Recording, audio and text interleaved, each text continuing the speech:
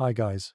Tonight we drift out onto the open prairie, where the air feels so sharp it almost rings against your cheeks, and the horizon stretches so far that even the stars look lonely.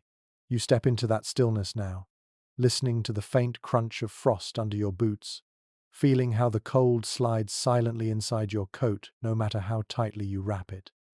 It already hints at how rough a cowboy's night could be, and as you settle in, you get the sense that you probably will not survive this kind of cold for more than a few hours, let alone a whole season. So, before you get comfortable, take a moment to like the video and subscribe, but only if you genuinely enjoy what I do here. And while you are at it, tell me your location and the time where you are watching from. Now, dim the lights. You step deeper into the wild silence of a freezing range night. The dim glow of distant starlight barely outlines the rolling land, and each breath you take fogs into a small passing cloud. The chill pulses against your skin in a slow, deliberate rhythm. You feel it in your fingers first, then your toes, then the small gap at the collar of your coat where the wind slips in with a kind of smug confidence. This is the setting where cowboys carved out their sleep, night after night, across thousands of miles of open country. You stand where the grass stiffens into icy bristles beneath your boots. The cattle herd lies scattered across the darkness, broad shapes rising like low mounds against the ground. They groan and shuffle now and then. That sound, soft and uneven, carries across the open land and blends with the distant yips of coyotes. All of it melts together into a single long whisper that wraps around you. You might be tired from a day in the saddle, but something in the air warns you that this night is not granting comfort easily. You crouch beside the weathered canvas of a bedroll, stiff with frost, and run your hand across the fabric. It feels like cold stone at first. Cowboys often called it their home because it was the only shelter they carried. A mainstream historical fact slips in here.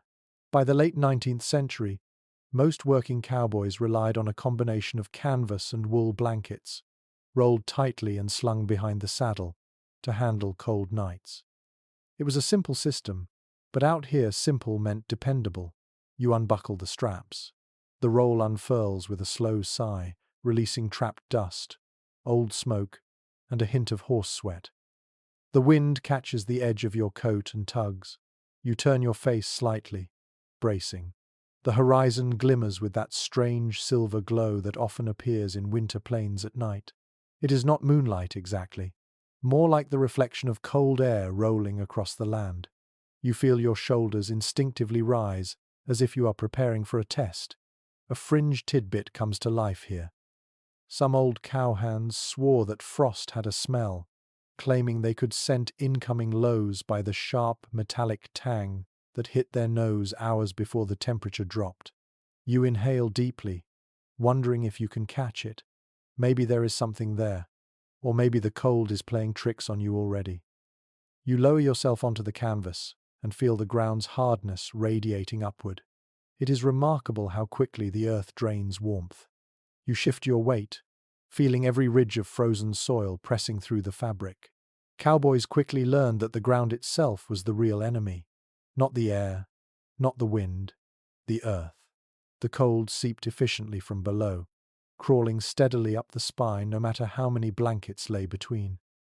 Historians still argue whether cowboys during the peak cattle drive era learned this technique from indigenous tribes who had long traditions of choosing raised, dry spots for sleeping in winter. Some say yes, others say the habit emerged naturally. Either way, you can feel why something so specific mattered. A few inches of elevation could mean a few hours of survival. You stare into the darkness and listen to the wind humming against tufts of grass. The world looks endless, but right now, you notice tiny details. The glittering frost on a coiled rope, the slow sway of your horse, half asleep, the faint glow of cooling embers from the earlier fire. The cowboy way of resting was not about comfort. It was about training your mind to accept the unavoidable, to rest inside hardship, to let your muscles drop into a half-numb state without panicking. You settle deeper into the blankets, They feel rough against your skin. Wool scratches a little, but it also traps heat better than anything else a rider could carry. You tuck the edges around your shoulders, creating a cocoon that captures every scrap of body warmth. Your breath softens. You feel your heartbeat slow. The wind becomes a kind of lullaby, even though it is trying to freeze every part of you. Many accounts from the era describe cowboys sliding into sleep with one ear open, trained to catch the sound of a stirring herd. You imagine yourself doing the same, listening for any change in rhythm. The cattle need constant awareness, even when your eyes begin to close. As you lie there, you feel the strange intimacy of sleeping under open sky. The stars look ridiculously bright, sharp as tiny needles, and they feel closer than they do in any town. The night seems to press down, not in a suffocating way, but in a heavy, enveloping way that makes your breath sound louder than it should. You take another slow inhale and realize something unusual. Your body is beginning to acclimate. The cold hurts less. The stiffness becomes familiar. It is not comfort, but it is something like acceptance. Your horse shifts again. The soft thud of its hoof against frozen dirt pulls your attention. That steady animal presence has always been part of cowboy rest. You find yourself grateful for it, even though it is simply grazing or dozing. Out here, companionship often takes the form of whatever can stand the cold beside you. You nestle deeper into your role, feeling how the layers of canvas, hide, and wool begin to work together. The first few minutes are the hardest. After that, the system becomes surprisingly effective. You understand why cowboys trusted it. It is heavy, cumbersome, and smells faintly like old smoke, but it keeps you alive. A small shiver moves through you, but it fades quickly. The darkness feels a little softer now. You hear cattle settling. You hear nothing dangerous, just the wide, cold quiet of the western night. And you begin to drift, not fully asleep yet, but drifting, letting the range cradle you the way it did for countless riders who came before. You let the dim glow of the stars fade from your awareness as the last warmth of the campfire dwindles behind you. The glow had been a small, brave circle in the darkness earlier, but now it has settled into a nest of dying embers. You can almost hear the faint tick of cooling wood. It feels like the fire is sighing itself to sleep.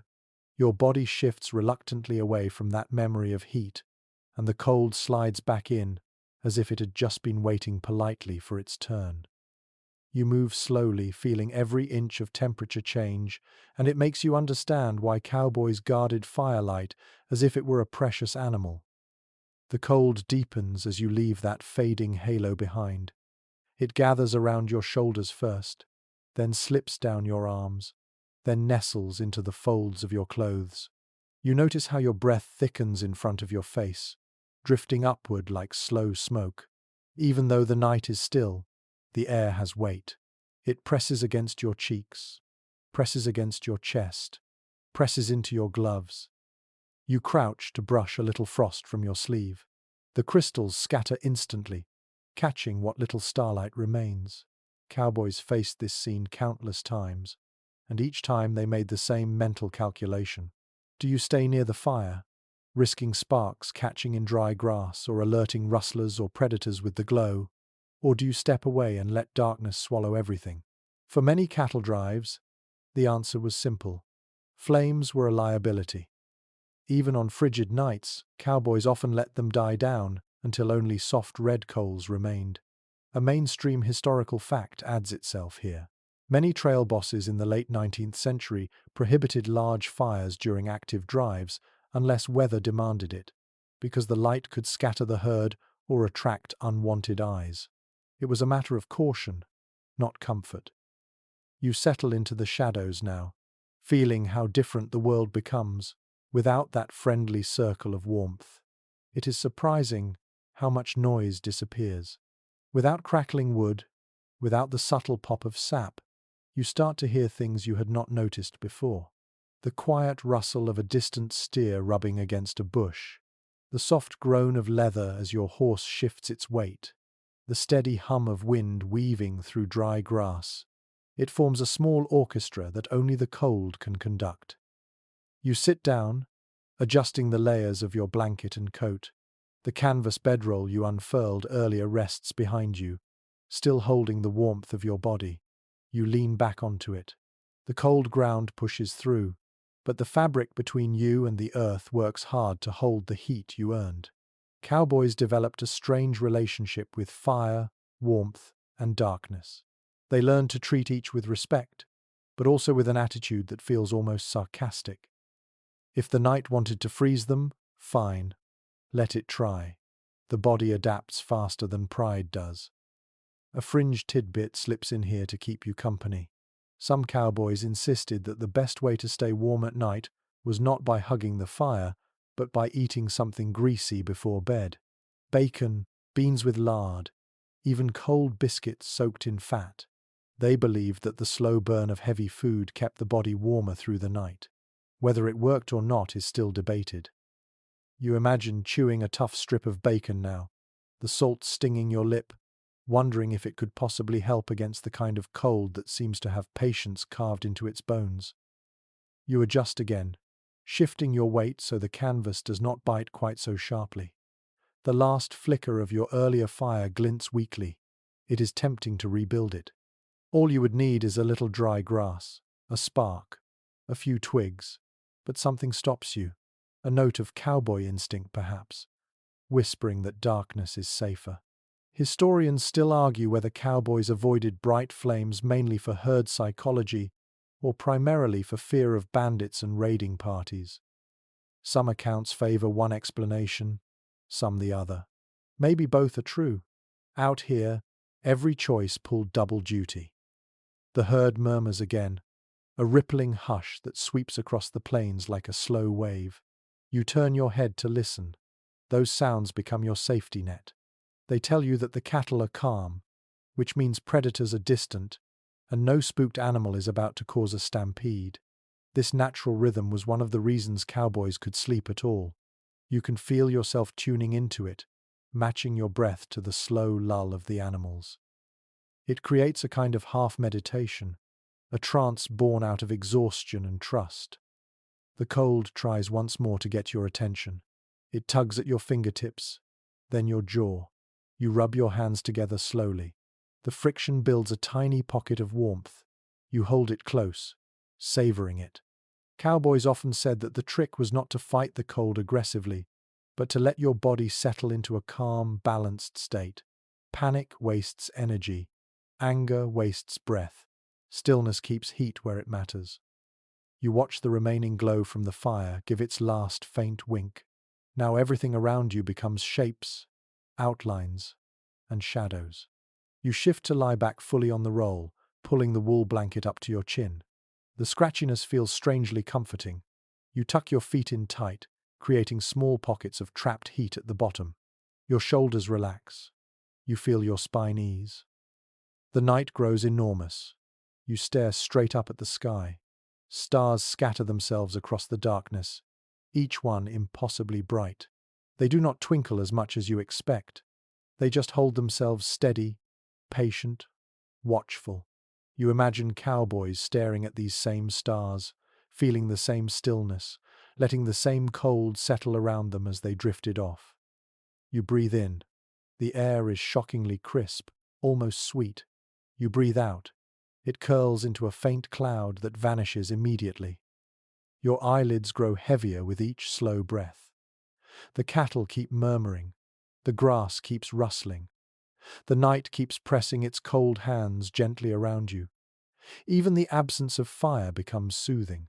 It is as if the darkness itself agrees to watch over you for a few hours. And you begin to drift, easing into the long, frozen quiet that has cradled cowboys for generations. You return to the bedroll now, letting the night settle around your shoulders like an old, familiar weight. The wind has quieted, not out of kindness, but out of the strange rhythm that winter nights follow on the open plains. It rises, then rests, then rises again. Right now you catch one of those rare resting moments. The air hangs still, frosted and crisp, and you feel every breath like a slow ribbon unwinding inside your chest. This is the perfect time to understand the strange wisdom tucked inside the cowboy bedroll, that simple bundle of canvas and wool that carried entire histories of trial and error. You kneel beside it, feeling the stiff ridge of the rolled fabric push against your palm. The canvas is coated with dust, hardened by old snow, and holds the faint scent of smoke. Cowboys trusted this bundle more than any roof they rarely slept under. It was their mattress, their blanket, their shelter, their traveling companion, and sometimes the only thing standing between their bodies and a night that wanted nothing more than to steal their heat. You loosen the ties and unroll it fully, hearing the soft flop of wool hitting the frozen ground. You run your hand across the blanket. It is rough, scratchy, and oddly comforting. The coarse texture feels alive. A mainstream historical fact helps anchor this moment.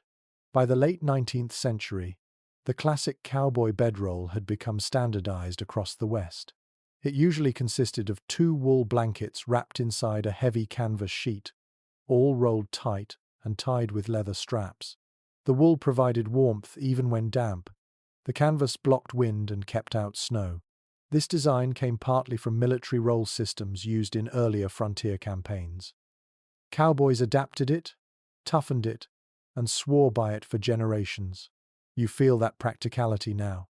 It is simple. It works. And out here, anything that works becomes sacred. You lower yourself onto the wool, bracing for the cold that waits beneath. It greets you immediately, rising from the ground in a slow, patient wave. The bedroll helps, but the earth is always persistent. You shift, trying to distribute your weight so the cold cannot concentrate in one spot. Cowboys learned this movement instinctively. Shift slightly, reposition your hip, wiggle your toes, pull your knees in. All tiny motions, all meant to maintain circulation and keep one step ahead of the cold that wants to settle deep into the bones. You lie back fully, letting the canvas fold around your shoulders. It rustles quietly. In the shadows, it almost feels like a protective shell. The sky stretches above you, deep and endless, and for a moment you imagine the countless riders who lay in this exact position before you. Men who spent weeks trailing cattle, fighting storms, humming quietly to keep the herd calm. They all slept on these same layers. They all respected the wool and the canvas the way you do now. A fringe tidbit floats through your mind. Some cowboys believed that sleeping with their boots still on helped trap heat and keep toes from freezing. Others insisted boots should come off because the straps and stiff leather cut off circulation during the coldest hours. This disagreement became a running joke among trail crews. One camp accused the other of being reckless, while the other camp accused the first of being delicate. The truth is somewhere in the middle. You glance at your own boots and imagine debating yourself about whether to keep them on. For now, you relax your ankles, letting your feet settle gently inside the cool leather. The night deepens around you. The air seems to thicken. The cold becomes quieter but also more intimate, sliding across your cheeks like the edge of polished stone. You pull the top layer of the bedroll higher, tucking it under your chin. Your fingers brush the canvas, feeling its coarse grain. It is amazing how such an ordinary material becomes a kind of barrier against the western winter. Cowboys sometimes slept in blizzards with only the bedroll for cover, curling inside it like a cocoon until morning sun finally thawed their joints enough to move again. Your breathing narrows into a slow rhythm. The cold is still there, but it becomes a background presence. What stands out now are the textures and layers, the wool that scratches your neck, the canvas that rustles softly each time you shift, the faint warmth slowly gathering in the nest you created. Cowboys talked often about this moment. That small window when your body finally warms the space inside the roll and creates a tiny sanctuary.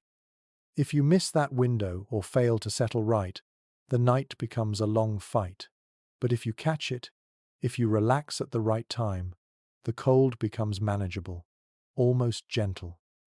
Historians still argue whether the precise design of the cowboy bedroll was originally influenced by earlier Navajo and Apache sleeping bundles or developed independently by trail crews who had no exposure to those indigenous systems. Some researchers point out similarities in layering methods. Others insist that cowboys built their own version from purely practical necessity. You lie there, imagining both possibilities overlapping on the same cold ground, both shaped by survival, both teaching you something about sleep in a place that does not favor weakness. Your horse shifts nearby. The soft jingle of tack brushes your ears. That sound feels grounding. Cowboys rarely slept far from their horses. A bedroll was always laid close enough to hear the animal breathe. You turn your head slightly in the darkness and listen. A slow exhale, a gentle stomp, a rustle of mane. That steady presence tells you the world is quiet, safe enough for rest. The horse would react before you could, and you trust that instinct as much as cowboys did. The cold brushes your cheek again, and you tuck your chin deeper into the wool. You adjust your legs so the blanket wraps more tightly around your knees. Warmth builds slowly. You exhale a little sigh, the kind that releases tension. Cowboys often joked that the first sigh meant your body had accepted defeat and was ready to sleep wherever it landed. Toughness only gets you so far. After that, you let the bedroll do the real work. You let your hands rest on your stomach. Your fingers curl slightly, hidden under the layers. The wool scratches lightly against your skin, and you let that texture soothe you. It is strange, but even discomfort can be comforting when the body is exhausted enough. Cowboys worked long days. 14 hours in the saddle was common, sometimes more. By nightfall, their bodies were so used up that even the hardest ground felt like a luxury. You sense that exhaustion now, the kind that wraps itself around you like a heavy blanket of its own. The night pulses with soft sounds. A distant owl hoots. The cattle shuffle and breathe. Wind skims along the grass, just enough to create a faint hiss. The stars above remain steady. You let these details drift across your mind like slow-moving clouds. Nothing is threatening. Nothing requires action. Everything can wait. You stretch one foot slightly to feel the bottom of the roll. It has already warmed from your body heat. The warmth feels like a small victory, something cowboys appreciated far more than most modern sleepers would understand. You nestle into it. The blanket holds you. The canvas shields you. The world softens. Slowly your thoughts begin to loosen. The cold, once sharp, becomes muted. The stars blur a little. Your breath falls into an easy rhythm. You feel yourself drifting in a way that feels almost slow motion. Cowboys often slipped into this half-sleep state before fully letting go, a space where their bodies rested but their ears stayed alert. You enter that space now, feeling yourself sink deeper into the wool. The bedroll creaks softly as you shift, and you let your eyes fall shut. The cold is still here, but no longer combative. It simply exists beside you. The wool grows warmer. The canvas becomes your shelter. Your muscles soften. The quiet of the range folds itself around your shoulders. And you sink, inch by inch, into the cocoon of cowboy sleep, learning the steady, patient art of surviving the cold with nothing more than canvas, wool, and the resolve to rest anyway. You step away from the quiet comfort of your warmed bedroll and let your eyes adjust to the subtle gradients of shadow stretching across the prairie. The night deepens, but your attention shifts downward now, toward the ground itself. Cold air can be endured with enough layers. Wind can be dodged with clever positioning. But the earth is the real judge of your sleep. And tonight, you learn the strange art that cowboys practiced every evening, choosing the right patch of land to spend hours lying on a world that often seemed determined to freeze them from below. You lower yourself to a crouch, letting your palm hover just above the soil. Even without touching it, you can feel the cold radiating upward like a slow breath. You brush your fingers lightly over the top layer. The dirt is crisp, brittle, and slightly powdery from frost. The Wild West looked vast and chaotic, but cowboys treated the ground like a map full of clues. They checked for dips, ridges, wet spots, animal trails, and wind channels with the same attention a sailor gives the sea. Tonight you imitate that patient scanning. A detail widely confirmed in frontier records helps shape what you see. Riders routinely avoided low-lying ground because cold air pools in dips and hollows, settling like invisible water.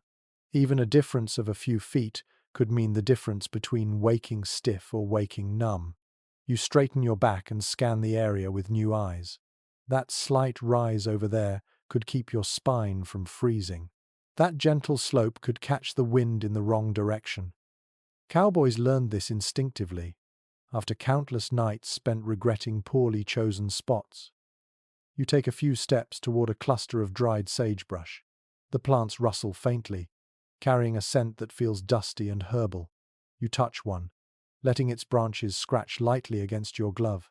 Cowboys often used shrubs as mini barriers, settling down on the lee side so the branches could cut wind. The trick was to find one large enough to help, but not so alive that you risked sharing your sleeping space with hidden rattlesnakes or insects. You give the bush a gentle kick, more out of habit than fear. Nothing stirs. A peculiar little anecdote circulates through cowboy lore. Some riders claim they could judge the warmth of a spot by the behavior of grasshoppers at dusk. If the insects gathered thick on a patch of ground before nightfall, cowboys believed that spot held heat better than the surrounding soil. Whether this trick ever truly worked is anyone's guess, but it became one of those funny, half-believed survival methods shared around campfires. You look around now, half expecting a stray grasshopper, though none appear in this biting cold. You kneel again, running your hand through the sparse grass. The blades are stiff and icy. They crunch softly against your fingers. The ground beneath feels uneven, as if the winter has tightened it like a drum. Cowboys would test spots just like this, sometimes lying flat for a few seconds to check whether the cold grasped too aggressively from below. You lower your palm again. The ground is harsh, but tolerable. Not far from you, your horse shifts, exhaling a slow plume of white vapor into the darkness. You glance over at its silhouette. Horses often served as wind indicators long before a cowboy felt the breeze himself. If the animal turned its hindquarters against the gusts, you knew which direction the air planned to move. You subconsciously change your angle, aligning your future sleeping spot so the wind will hit your back rather than your face. Cowboys made these subtle adjustments every night, hardly thinking about them.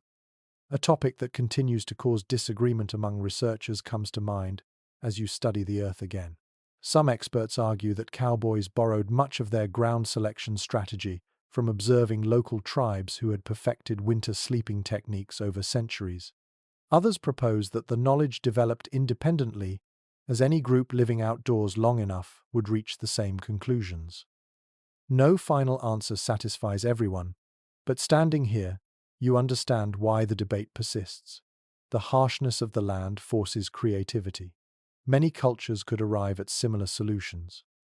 You take a few slow steps, testing soil texture with your boots. One patch feels slightly softer, another is too rocky. A third holds the faintest whisper of moisture when you press your foot down. Moisture means cold. Cold means misery. You step away from it immediately. Cowboys were extremely cautious about damp soil.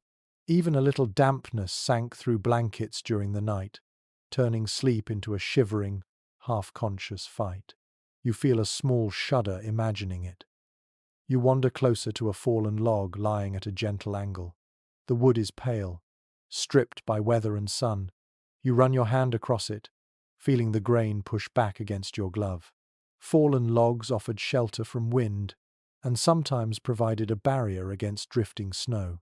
Cowboys rarely slept directly against them, because insects like to claim such places, but setting a bedroll near one could calm the wind enough to make a real difference. Your breath fogs again, thicker now. The cold nudges at your ears.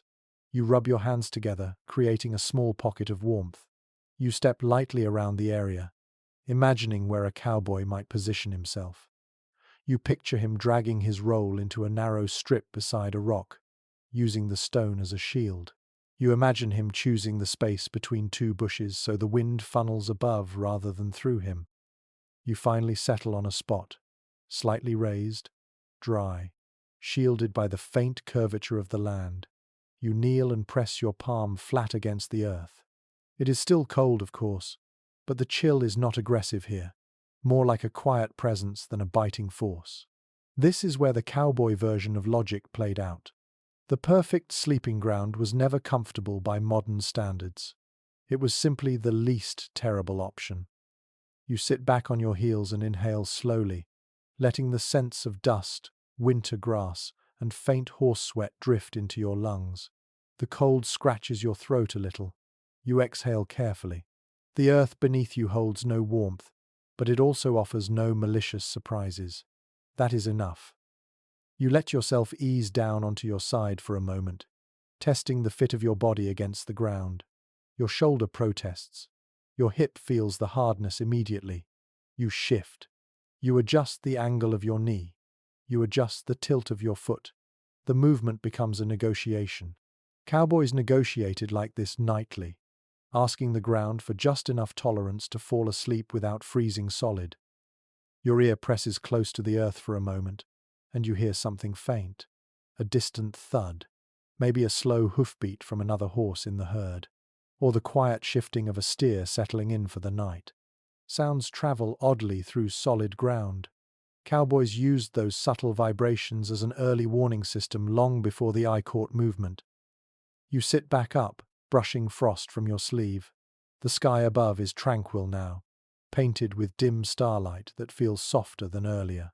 You take in the entire scene, the shrubs whispering quietly, the untouched frost clinging to grass, the herd breathing in slow waves, your horse standing patiently waiting for whatever comes next. Everything feels connected by the same thread of cold and survival. And now that the ground has been chosen, the rest of the night can unfold. The cowboy way begins here, in this careful, deliberate conversation with the earth. You feel your body preparing for the stillness ahead. You pull your blanket closer around your shoulders. You breathe again, deeper this time. The prairie watches silently, waiting as you settle into the next part of the long, frozen night. You ease back toward your chosen patch of ground, letting the cold wrap around your legs while your attention shifts to one of the strangest, most iconic cowboy habits, using the saddle as a pillow. It sits where you left it earlier, resting in the dim starlight like a small hill of leather and iron. You approach it with the slow confidence of someone who has already accepted that comfort is a luxury, not a guarantee. As you stand over it, the smell of oiled hide rises faintly into the air, warm and earthy, a memory of sunlight and long hours on horseback. You lower yourself to one knee beside it. The saddle creaks softly under your touch, stiff from the night chill. You run your gloved fingers along the seat, feeling the solid construction. Cowboys carried almost nothing unnecessary, and the saddle was one of the few pieces of equipment built with pure durability in mind. It was not soft.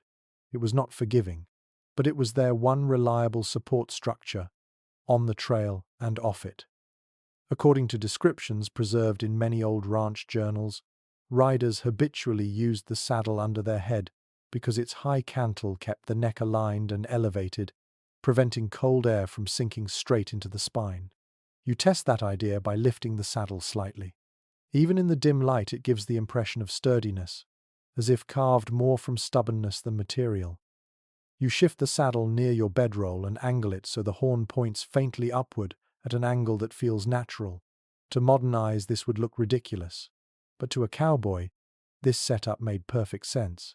You sit down beside it, pressing your palm against the leather. The cold pushes back first, then slowly retreats as your body heat spreads across the surface. The smell becomes clearer now, tinged with sweat, horsehair, dust, and old trails. It is strangely grounding. A curious little story often told in frontier saloons comes to mind. Some cowboys swore that sleeping with their head on the saddle helped them stay alert because the leather transmitted vibrations from the ground more easily. If a stray steer kicked up dirt or a predator prowled nearby, the faint tremor would travel straight into the sleeper's skull, waking him before danger grew serious. Whether this was an exaggeration or a genuine technique varies depending on who you ask, but it is one of those small, rugged superstitions that fit the cowboy image perfectly. You lean down now, resting your cheek lightly against the saddle for a moment to test the feel. The surface is firm, unyielding, but supportive. The angle lifts your head high enough that your blanket can tuck around your shoulders without sliding.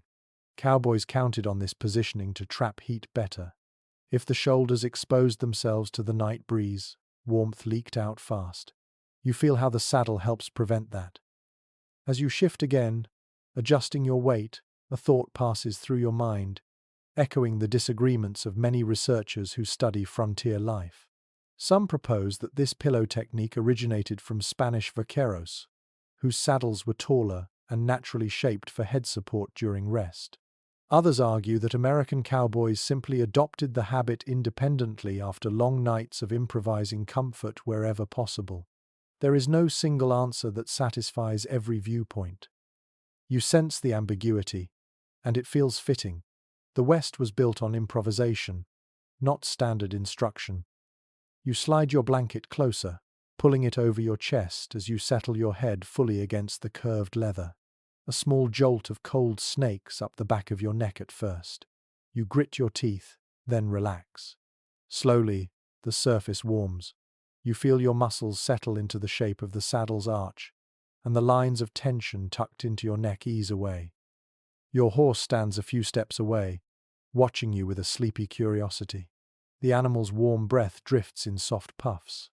The faint jingle of its bridle reminds you that cowboys rarely felt alone, even in the vast emptiness of the plains. The saddle under your head carries not just your weight but the memory of countless miles traveled together. This connection anchors you. You stretch your legs, letting your boots rest near the lower edge of the roll. The cold nips at your toes, but the thick wool inside your socks traps enough heat to push back. You shift your shoulders, letting the blanket settle more snugly around your jawline. The saddle keeps your head elevated, preventing cold air from sinking into the hollows of your collar. The prairie hums quietly. A steer snorts in the distance. Another shuffles, kicking up a tiny flutter of frost. The sound travels across the plain like a slow ripple.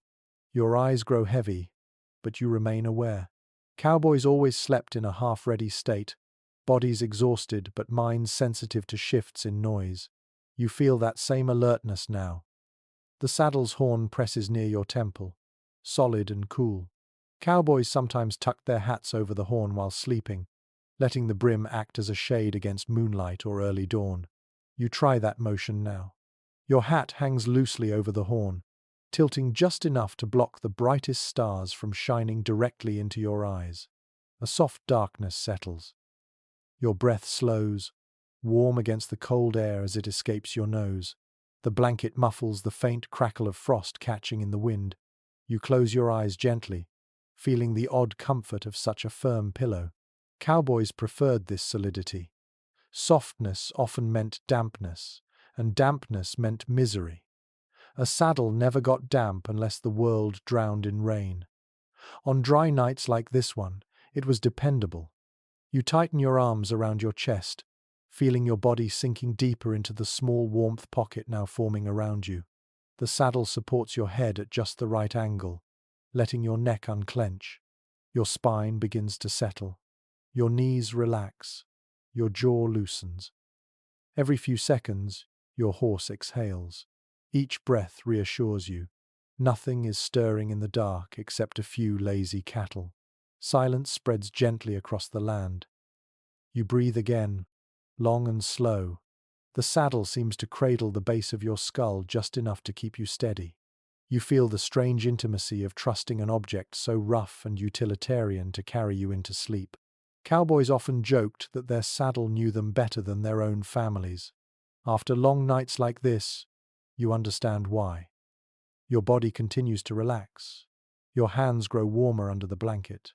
Your breath falls into a steady rhythm. The sky above seems to dim even without clouds.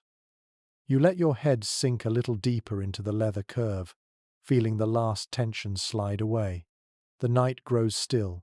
The cold steadies, and the saddle becomes not just a tool but a quiet companion, easing you into the long hours ahead. You shift your weight slightly, letting the saddle settle more warmly beneath your head, and your attention drifts to the blankets wrapped around your torso. The wool presses against your skin with a stubborn firmness, scratchy but steady, like an old friend who refuses to soften but never lets you down. Tonight the cold feels deeper, creeping along the ground in a slow crawl, and you begin to appreciate just how much a cowboy depended on every fiber woven into his bedding. You draw the top blanket closer to your chin. The wool carries the scent of smoke, sweat, and a faint hint of animal musk that came from weeks on the trail. It is not unpleasant. In fact, it feels oddly reassuring, as if every layer has gathered a little warmth from all the men who slept before you.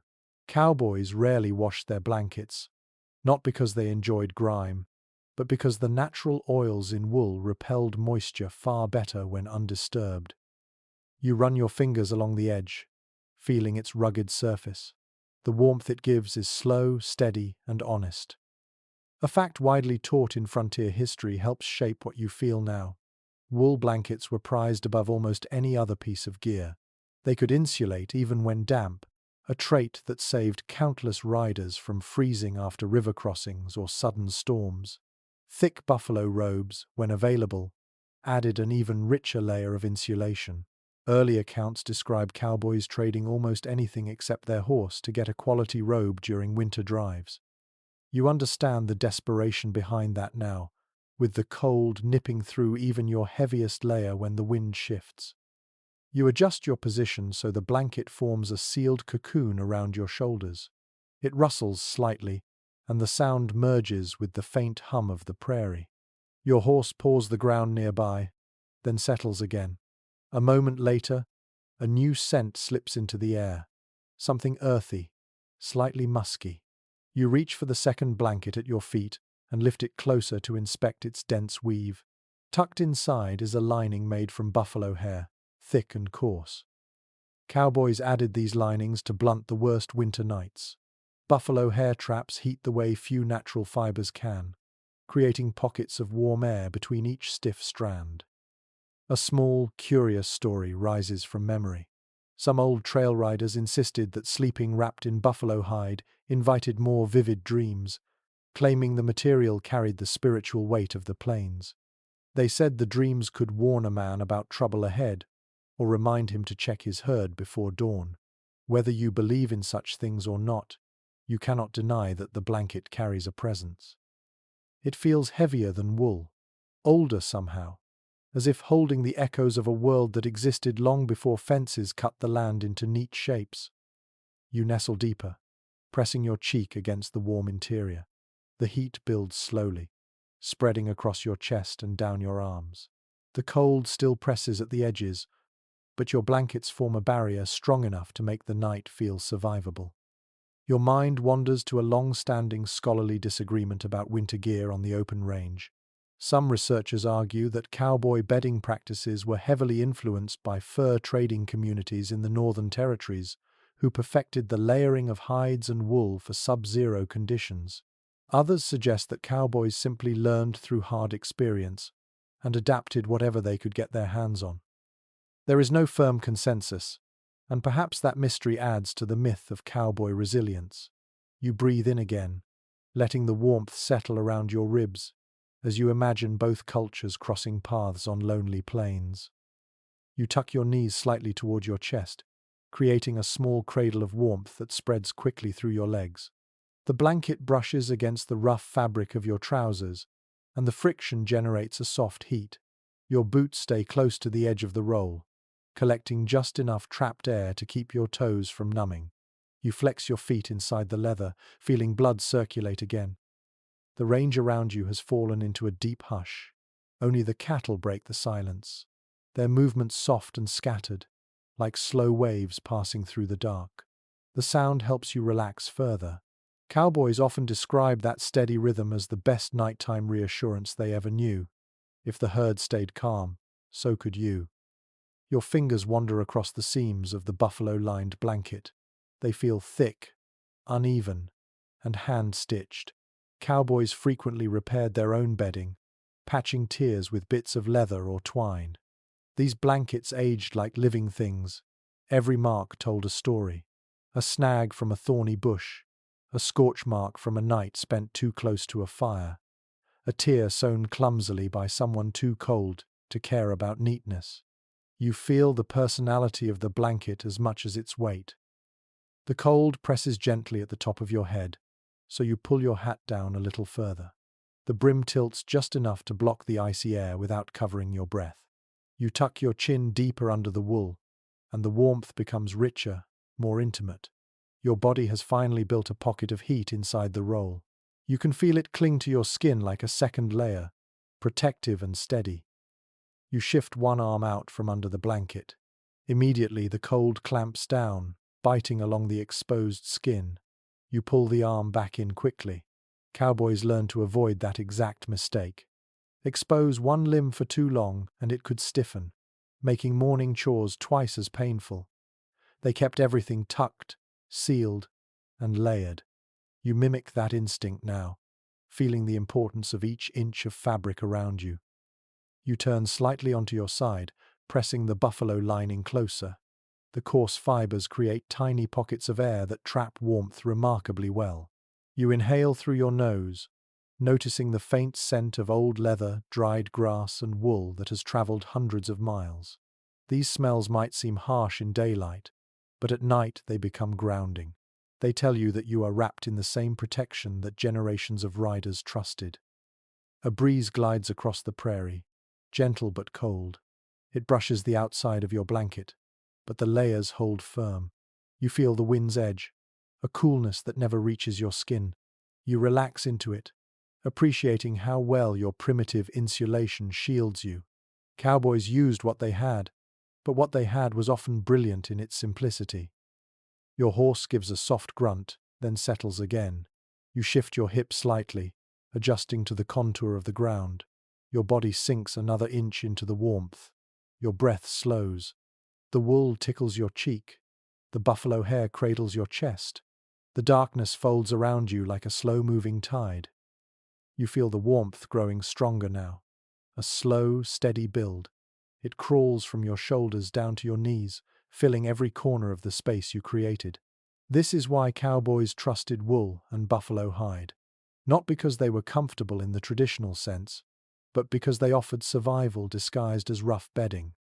Your eyelids grow heavier as the warmth settles deeper. The blankets hold you in place, forming a small sanctuary against a vast, unforgiving world. You curl slightly tighter, letting the insulation wrap around your ribs, your arms, your legs, until you feel almost weightless. The prairie remains quiet, as if holding its breath while you drift. You inhale once more, slow and warm. The wool scratches lightly against your jaw. The buffalo hair feels heavy but comforting. The cold lingers at the edges, but it cannot reach you now. Wrapped in these humble layers, you begin to understand how cowboys managed to sleep through brutal cold. Not with comfort, not with ease, but with a stubborn acceptance carried inside wool, hide, and sheer endurance. You let that thought settle as your body sinks deeper into the warmth, drifting slowly into the steady quiet of the winter night. You lie still for a moment, letting the warmth inside your bedroll build, and then your ears begin to tune themselves to something deeper than the cold or the wind. It is the sound of the herd, a low, rhythmic blend of snorts, shifting hooves, and slow breaths drifting across the darkness like water moving under ice. You lift your head slightly from the saddle, adjusting your ear toward the soft chorus. This is the nightly music that shaped cowboy sleep more than blankets or campfires ever could. The range might be huge, the sky endless, but the herd made you feel less alone. Their sounds became a lullaby and an alarm system at the same time. You shift onto your side, listening more intently. One steer exhales sharply, another scuffs a hoof in the dirt. The noises overlap in a quiet, almost hypnotic rhythm. Cowboys relied on this harmony. If the herd stayed calm, they rested easily. If the rhythm broke, they woke in an instant. You find your breathing matching the pattern, slow and steady, as if your body understands the old rule without being taught. A detail that appears often in the journals of trailhands comes to mind. Herd animals at night tended to cluster loosely, spreading their weight across the ground while keeping enough distance to avoid crowding. Their steady noises carried across the plains and helped cowboys judge the cattle's mood. A restless herd meant danger, a quiet herd meant safety. You notice how each few seconds brings another soft grunt or shifting sound. Nothing urgent, nothing frantic. Everything seems balanced. The soundscape wraps gently around you. The breeze glides through dry grass with a soft hiss. Your horse lowers its head, tearing a few brittle stems from the earth. Farther away, a single cow gives a low, drawn-out moan that rolls across the darkness. It feels almost melodic. Cowboys described this nighttime choir as a kind of living heartbeat that pulsed through the prairie. Listening now, you understand exactly why. Your fingers rest loosely on the edge of your blanket. The wool traps heat, and the buffalo lining holds it even better. Yet it is not just warmth that soothes you. It is the steady reassurance of that distant, wandering music. You let your eyes drift half shut, imagining how many riders fell asleep to the exact same melody over the decades. Their bodies exhausted, their nerves stretched thin, but their minds anchored by the cattle's slow breathing. A peculiar little piece of cowboy lore flickers in your thoughts. Some riders claimed they could identify specific cows in the dark just by their nighttime noises. They said certain steers had distinct snores or particular rhythms in the way they shuffled their hooves. Other cowboys laughed at this claim, insisting it was simply the imagination of men who spent too much time outdoors. Still, the idea adds a bit of humor to the heavy air, and you find yourself listening with curiosity to see if any particular voice stands out. You shift your head back onto the saddle gently, letting your neck sink into the familiar curve. The leather feels warm now, holding the shape of your skull. The sound of the herd seems louder from this angle. Not overwhelming, just closer. You can almost map the herd's positions based on the distance of each grunt. You picture the animals forming small clusters, some lying down, some standing, some half grazing in their sleep. A long-standing disagreement among researchers lingers around this very phenomenon. Some argue that the calm, nighttime noises of cattle helped prevent stampedes because the herd sensed its collective rhythm and relaxed as a unit. Others believe the sounds had no real effect, claiming that panic spread so quickly during danger that no amount of nighttime harmony could stop it. There is no final verdict, and you find yourself imagining both possibilities as you listen to the herd breathe calmly under the stars. You tuck your chin deeper under the blanket as a breeze brushes the outside of your bedding. The cold tries to squeeze in, but your layers hold firm. The warmth deepens around you, steady and comforting. You inhale through your nose, taking in the dry scent of winter grass, leather, dust and wool. These aromas blend with the steady sound of the herd, creating a kind of sensory cradle that rocks you gently. A steer lets out a sudden snort that wakes your attention briefly. You lift your head an inch, listening carefully. The rustling pattern remains calm. No alarm. You lower your head again. Cowboys train themselves to react just like that. A sudden noise meant, listen first, move only if necessary. You feel the instinct settle into your bones, as if you have always known this quiet dance with the cattle. You stretch your legs slowly inside the bedroll. The warmth moves with you, and the blankets rustle softly. The sound blends with the herd's movements. Everything feels connected, each noise slipping seamlessly into the next. The cattle shift again, a wave of muffled steps moving across the space. You relax into the rhythm. The sky glows faintly with starlight. A thin cloud passes overhead, dimming the stars for a moment, then revealing them again. The cattle respond to small changes like this. Their breathing pauses, then resumes. You listen closely, learning their patterns. Cowboys often said that in the night, you learned the herd the way sailors learned the sea. Every ripple, every shift, every breath meant something. Another small anecdote comes to mind. Some trail hands liked to hum quietly while drifting to sleep, claiming the cattle relaxed when they heard a human voice. They hummed simple tunes or repeated soft phrases, Whether the cattle actually reacted to these noises or simply ignored them is unclear, but many riders swore by the practice. You consider humming now, but the night feels so peaceful that adding any sound of your own might break the spell. Your hands grow warmer under the blanket. Your breath evens out. The saddle supports your neck.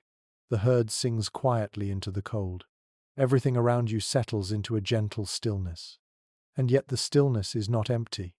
It is full of life, full of tiny sounds that keep your senses grounded. You close your eyes more fully now. The cattle continue their slow, steady chorus. A hoof thumps softly. A cow exhales a long breath. A rustle of grass wanders through the dark. Your mind floats on these sounds, carried by them the way a leaf drifts on water. You inhale once more, deeply. Warm air gathers inside your blanket, rising and falling with your chest. Your heartbeat slows. The herd's rhythm becomes your rhythm. The night becomes softer, safer, quieter. And with the steady music of cattle circling you, you begin to drift again, wrapped in warmth, wrapped in sound, sinking gently into the long winter night. You shift slightly under your blankets, feeling the heat you built earlier settle more firmly around your chest. But the night still has teeth. The cold creeps toward your fingers and toes with slow determination, as if testing the weak points of your cocoon. You tighten your grip on the wool, curl your shoulders inward, and focus on the small details of your own body. Out here, survival depends as much on warmth management as on cattle or gear. Cowboys understood this instinctively, especially when frost threatened to stiffen fingers and turn toes numb long before dawn. You wiggle your toes inside your boots, feeling the thick wool socks rub against your skin. The motion sends a faint spark of warmth up your calves. Cowboys did this often without thinking. Tiny movements kept their blood circulating. Stillness might conserve energy, but too much stillness invited frostbite. You flex your toes again, imagining how trail hands would shift their feet every few minutes, especially on nights when the cold pressed hard enough to sting. A detail commonly mentioned in old ranch diaries returns to you now. Cowboys learned early that layering mattered more than sheer thickness. 2 thinner socks trapped heat better than 1 bulky pair, and stuffing a bit of dry grass inside the boot created a simple but surprisingly effective insulating layer. You think about that trick as you stretch your toes again. The old methods might look primitive, but they carried a kind of practical genius. You free one hand from your blanket for a moment. The cold snaps at your knuckles instantly. You pull your hand back in with the urgency of someone who has just touched ice water. Inside the blanket, your fingers regain warmth slowly, tingling as blood flows through them. Cowboys understood this reaction well. They avoided exposing their hands unless absolutely necessary, especially on nights like this when even metal tools felt like frozen stones. A small, curious anecdote drifts into your mind. Some cowhands swore by rubbing a bit of animal fat on their fingertips before bed, believing it helped trap warmth and prevented skin from cracking. Others found the idea messy and unnecessary. But it became one of those quirky habits that passed from one crew to another, changing slightly each time, like a piece of folklore disguised as practical advice. You imagine scooping a little fat between your fingers now, though you settle instead for rubbing your palms together inside the blanket until heat blooms again. You nestle deeper into your roll, adjusting the blanket so it seals more tightly around your shoulders. The warmth grows thicker, but you still feel the cold tracing the edges of your cocoon, searching for openings. You tuck your elbows close to your ribs. This posture became a common cowboy habit on freezing nights. Closed body positions preserved warmth, while extended limbs lost it quickly. You shift your shoulders inward even more, feeling the heat gather in the core of your body like a small glowing coal. Your breath curls in soft clouds against the inside of your blanket. You angle your face toward the wool, letting the fabric catch some of the warm air. Cowboys often turned their faces slightly downward to warm the space directly around their mouth and nose. It kept their breathing comfortable and softened the bite of the cold air that hovered just outside the roll. You take another slow breath, savoring the subtle heat forming in front of your lips. Your horse snorts gently nearby, the sound muffled but reassuring. You listen closely. Its breathing tells you the cold has deepened. Horses breathe heavier when frost settles thick on their hides. You glance in its direction. A faint outline appears in starlight, the animal standing with its head lowered, conserving warmth the same way you are. Cowboys often read their horses like this, using the animal's reactions to judge how the night was progressing. A long-running disagreement in frontier studies surfaces in your thoughts. Some researchers believe cowboys developed exceptional resistance to cold simply through constant exposure, while others argue it was the result of strategic tricks passed down between generations. The truth probably lies somewhere in between. You feel both sides of the argument in your own body now. The cold still challenges you, but your instincts know how to respond better than they did just hours ago. You pull one knee upward inside the bedroll, creating a small pocket of warm air near your thigh. Then you shift the other knee to mirror the movement. This small shelter of warmth expands across your legs almost immediately. Cowboys often curled slightly in this way, protecting the vulnerable areas of their bodies from direct exposure to the ground's cold pull. You sense the wisdom of the posture as heat slides along your muscles. Your hands explore the inside of the blanket again. The wool holds warmth well, but the buffalo lining holds it even better. Your fingertips brush the coarse inner fibers, and the sensation reminds you of how deeply resourcefulness shaped cowboy life. Nothing was wasted. Every material had purpose. Every layer played a part. Another fragment of cowboy lore surfaces. Some riders slept with a heated stone wrapped in cloth tucked near their feet if they had access to a campfire earlier. The stone released warmth gradually through the night. It was unreliable, and few cowboys bothered with the extra effort unless the cold reached truly desperate levels. Tonight you wish for such a stone, though the heat inside your bedroll feels strong enough now to sustain you. The wind shifts lightly above you. You hear grass brush against grass, a soft whispering sound. You pull your hat a little lower, letting its brim add one more layer of protection for your forehead. Cowboys sometimes slept with the hat brim covering their noses slightly, letting their own breath warm the air around their face. You try a gentler version of this trick now. The air becomes noticeably milder, enough to soothe your cheeks. Your toes begin to tingle again, a good sign.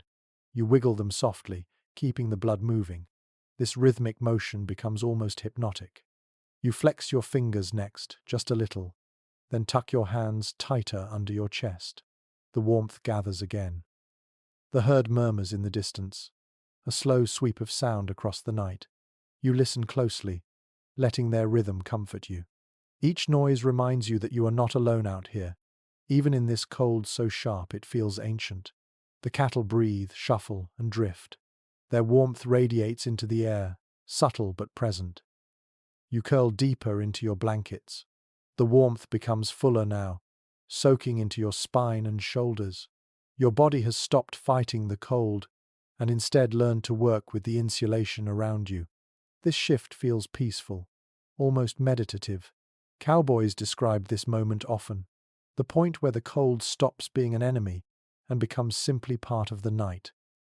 Your breath slows, your limbs loosen, the warmth holds strong. You feel your fingertips soften inside the blanket. Your toes glow faintly with returning heat. The night still presses firmly against your shelter, but it cannot break through. You have sealed yourself in well, just as countless cowboys did, trusting small tricks, careful layers, and the instinct to protect the body's most fragile parts. You exhale one more slow, warm breath into the folds of your blanket. The wool catches it. The cold stays out. The prairie hums softly. And your body relaxes fully, knowing it has beaten back the worst of the night for now. You feel the warmth inside your bedroll settle into a steady pulse, but the quiet reminder settled in the back of your mind refuses to fade. Not every night on the trail allowed the luxury of a fire. In fact, many of the coldest nights were the ones when cowboys willingly kept flames dark. You lift your head a little from the saddle and let your eyes adjust to the soft, star-soaked darkness that surrounds you. No flicker of orange, no glowing coals. Just the faint shimmer of frost on the grass and the endless bowl of the night sky stretched above. Tonight, you sense the same caution that pushed cowboys to extinguish fire even when the temperature sank low enough to sting through wool. Fire can cast comfort, but it also casts danger. A bright flame could spook cattle or reveal a camp to anyone who had no business finding it. So you imagine your own camp, practicing that tense ritual now, letting the embers die until nothing remains but the faint smell of smoke drifting upward. You shift your shoulders slightly, rearranging your blanket as you take in the raw silence. Without fire, the cold feels deeper, sharper, but it also lets you hear the landscape more clearly. The sound of the wind brushing across dry grass becomes louder. The quiet breaths of nearby cattle grow more distinct, and somewhere far off, coyotes let out a thin, rising cry that fades quickly into the dark. You listen with the awareness that cowboys nurtured by necessity. A detail often mentioned in the writings of early trail captains circles through your thoughts. Large fires were prohibited on most drives because even a brief flare of light could set a nervous herd into motion. The shadows created by bright flames confused the animals, turning small movements into monstrous shapes. That confusion could trigger panic, and panic meant stampede. You picture a rider glancing repeatedly toward the spot where a fire should be, hands itching for warmth but knowing better than to strike a spark. You take a slow breath, pulling the cold air deep into your lungs.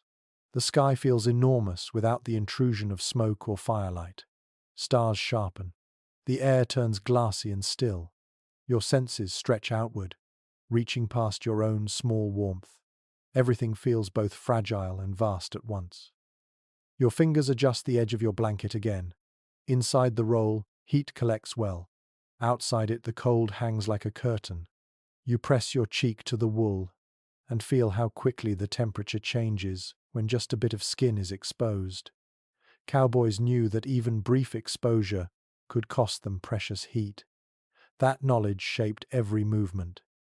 A stray memory from the folklore of the range comes to mind. Some cowhands believed that sleeping without a fire made a man tougher, that the land respected those who embraced the darkness. They said the night wrapped around such riders more gently, as if rewarded by the earth itself. Whether this idea ever held any real truth is impossible to know, but the claim says something about how these men framed hardship. If the cold could not be avoided, it could at least be dignified. You turn your body slightly, letting one knee shift inside the bedroll. The cold pushes at your exposed boot heel. You tuck it back in quickly. Every inch of warmth matters.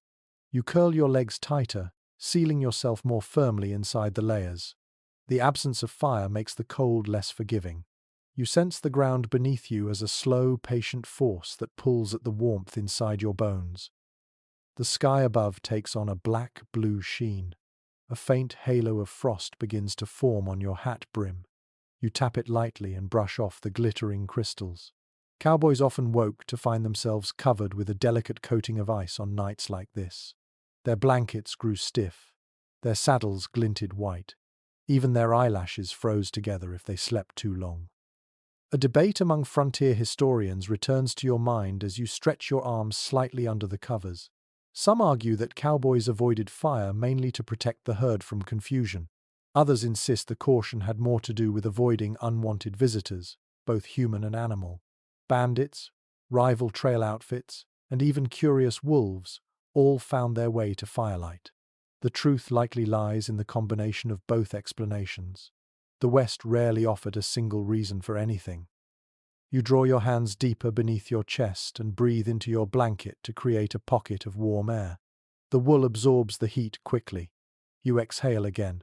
The air softens around your cheeks. This small trick mattered when flames were not an option. Cowboys relied on their own breath and body heat to create comfort, not on glowing embers. Your horse shifts its weight nearby, hooves pressing softly into the earth. The subtle movement reminds you that the animals endured these dark nights as well, often huddled together for warmth when the cold grew severe. You picture cattle curling their bodies against one another, their thick hides blocking wind far better than wool. They slept standing, half dreaming, half listening to predators. That resilience gave cowboys courage. You rest your head back onto the saddle and close your eyes for a moment, listening to the cold, not feeling it, listening. The absence of fire sharpens everything.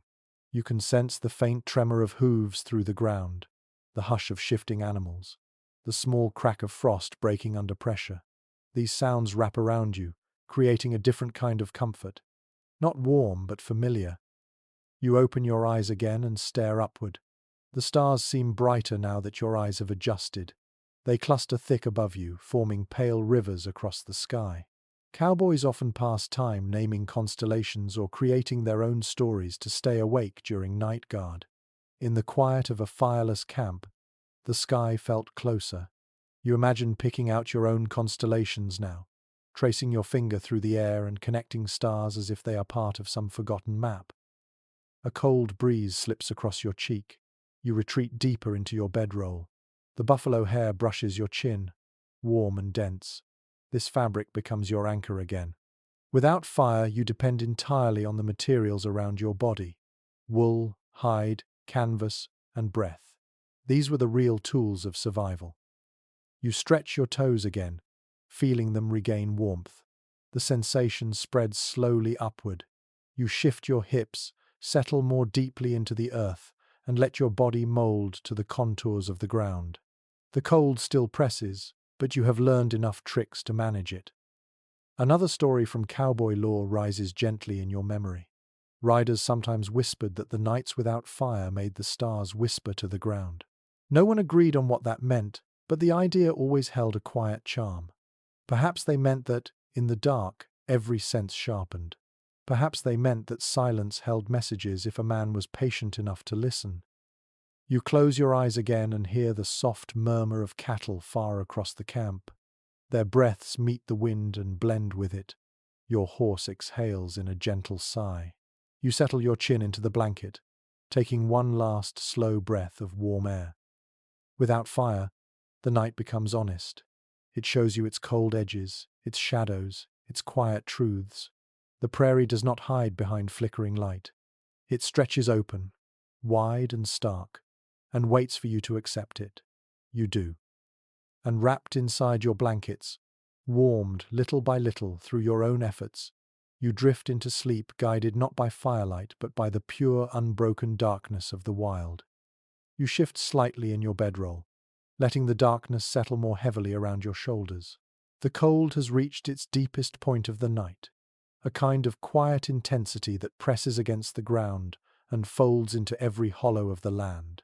But sleep on the range has rules of its own, and one of the harshest is the rotation of night guard. Cowboys did not sleep all the way through until morning. They slept in pieces, and each man took his turn watching over the herd. Now you imagine the moment when your name is called softly through the dark, and you must leave the warm cocoon you worked so hard to build. You lift your head reluctantly from the saddle. The leather, warm from your body, clings to your cheek for a second before releasing you back into the night. A rush of cold air hits your face immediately, stinging your skin. You grit your teeth and pull your blankets aside, feeling the chill creep in like a slow wave. Every cowboy knew this sensation. The hardest part of guard duty was not the watch itself, but the moment of leaving warmth behind. You sit up and rub your hands together, trying to coax life back into your fingers. In the dim starshine, the ground looks like a sheet of silver, each blade of grass coated with frost. You take a slow breath before rising to your feet. The air is sharp, almost metallic, and the cold settles into your ribs as you inhale. You draw your coat tighter around you. This is the hour when the world feels most silent, most ancient, as if the land has paused in its own long breath. A fact commonly referenced in accounts of trail life returns to your mind. Night guard was divided into shifts called watches. Each watch lasted a couple of hours, and riders rotated so no one man carried the burden alone. The most dreaded watch was the one just before dawn, when the cold peaked and exhaustion tugged at the mind like a heavy tide. You feel a flicker of sympathy for every cowboy who had to rise at this hour, especially on nights when sleep had barely begun to settle into his bones. You step carefully toward your horse, whose silhouette waits patiently a few paces away. The animal lifts its head and turns slightly as you approach. Its warm breath swirls in soft clouds. You place a hand gently on its neck, letting your fingers sink into its thick winter coat. The warmth that radiates from the animal feels almost alive, almost comforting enough to pull you back from the chill. The horse shifts, then settles, as if understanding your purpose. A small story traded among trailhands surfaces in your mind.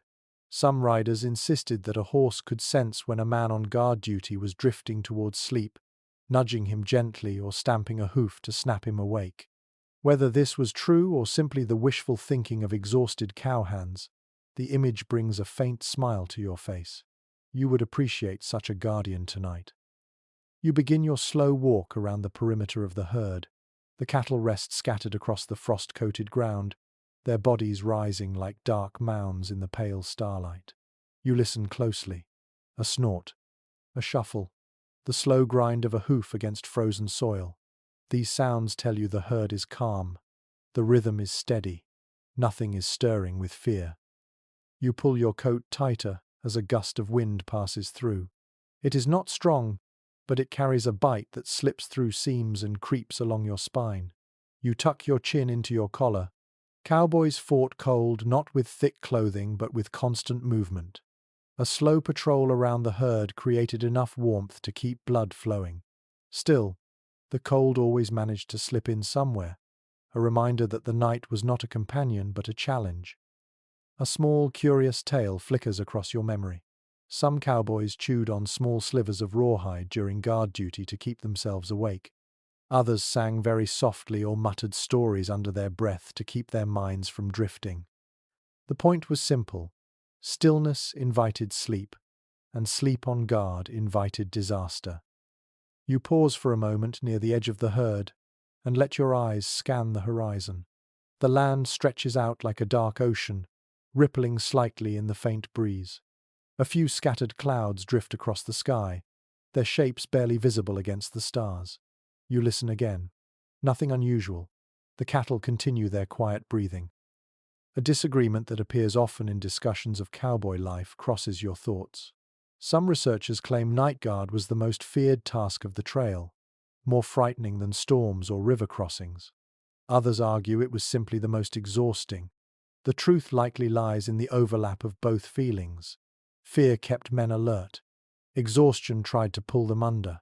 You feel both of those emotions brushing gently against your thoughts now. You take another slow step. The frost crunches beneath your boot. The sound is sharp, like a crack in thin ice. Somewhere in the distance an owl calls, then falls silent again. You shift your weight and rub your gloved hands together for more warmth. Your breath spills into the air in thick puffs that drift sideways in the wind. As you continue your patrol, you think about how night guard created a strange kind of intimacy between a cowboy and the land. In daylight, the prairie seemed huge, impossible to fully grasp. But at night, with only the sound of cattle and the soft rhythm of your own footsteps, the world felt closer. You could sense small shifts in wind, small changes in animal movement, and even the faint pull of the earth cooling beneath you. Your horse walks beside you now, matching your pace. Its presence keeps you grounded. You hear the soft thud of hooves with each step. You rest your hand occasionally on its neck, letting its warmth seep into your fingers. Cowboys rarely patrolled alone. Their horses accompanied them like silent partners, watching the darkness with calmer eyes. You pause again at the far edge of the herd, scanning the shapes spread across the land. The cattle remain peaceful. Their breaths rise in slow waves, creating a faint mist that hangs low before dissolving into the night. You feel your shoulders relax a little. Guard duty rarely granted comfort, but it granted purpose, and purpose kept men awake. The cold thickens around you again. You swallow slowly, feeling the chill at the back of your throat. You shift your weight and take another step, then another. The repetition becomes its own rhythm. Step, listen, breathe. Step, Listen, breathe. Your mind drifts to the cowboys who walked this same path decades before you. Men who guarded herds across Kansas, Texas, Colorado, and beyond. Men who measured time not by clocks but by stars and the rising chill. You feel a sense of kinship with them, even though the years between you are countless. The night has a way of erasing distance. Your breath grows steadier. Your steps grow sure. The quiet becomes familiar. And little by little, the shiver in your body settles into something calmer. Guard duty is cold. It is lonely. But it is also necessary. It gives shape to the night. You take one last circuit, passing the cattle slowly, listening for any change. Nothing shifts. Nothing stirs. The herd remains calm, and that calm enters your body like a slow wave of reassurance. Soon your shift will end, and someone else will rise from his bedroll to take your place. You will return to your blankets, curl again into your small pocket of warmth, and drift off as the world continues its slow, frozen rhythm. But for now, you keep watch, steady and quiet, a single figure walking through a vast, silent sea of cold and starlight. You feel the weight of fatigue settling into your shoulders as you complete your final slow circuit around the herd.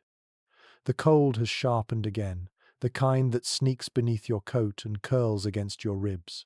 You give your horse a gentle tap on the neck, signaling the end of your patrol, and guide it back toward your bedroll. But as you approach your small patch of ground, the wind gives a sudden surge, louder and harsher than before. It sweeps across the prairie with a long, rising moan that makes the grass bow low and sends a spray of icy dust skittering over the earth. The night has shifted. You kneel beside your blankets and rest your hand on the saddle, waiting for the gust to pass. It does not. Another surge follows, then another. This is how rainstorms often begin, not with lightning or clouds, but with restless wind that grows teeth. You glance at the horizon. The sky looks unchanged, but you can feel the tension hiding in the air. Cowboys knew this feeling well. A calm night could turn treacherous in minutes, especially when winter storms rolled across open country without warning. You settle back into your bedroll as quickly as you can. The warmth you created earlier still lingers inside the layers, but now the cold presses harder at the edges. You pull the buffalo-lined blanket up to your chin and tuck your elbows tightly against your sides. The canvas rustles against your shoulders as the wind pushes against it. You breathe into the wool again, letting the warm air collect near your face. A detail often mentioned in frontier newsletters and ranch letters surfaces in your thoughts. Cowboys described sudden cold fronts sweeping across the plains like invisible walls. One moment the night felt manageable. The next it felt like a blast of ice straight from the mountains. These shifts caught many riders off guard. Even the most seasoned cowboys could be humbled by storms that moved faster than a horse could gallop. You lie back as the wind intensifies. The ground trembles slightly beneath you, not from hooves, but from the movement of air pushing across the land. Your horse shuffles nervously beside your bedroll, snorting once before lowering its head. Animals sense storms before humans do. You reach out a hand and touch its leg lightly, grounding both of you. Another gust tears across the prairie, bringing with it the faintest sting of dust against your cheeks. You tighten your blanket and angle your body so the wind hits your back rather than your chest. Cowboys learned these tricks instinctively. Position mattered. A slight shift in angle could save precious warmth. A curious old story from trail tradition comes to mind. Some cowhands swore the wind carried voices during storms, claiming they could hear faint calls or whispers weaving through the gusts.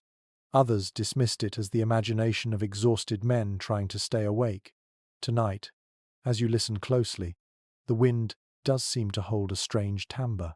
Not voices exactly, but layers of sound that flicker in and out like distant murmurs. You close your eyes and let the storm develop around you. The cattle begin to respond. A few shift. One snorts loudly.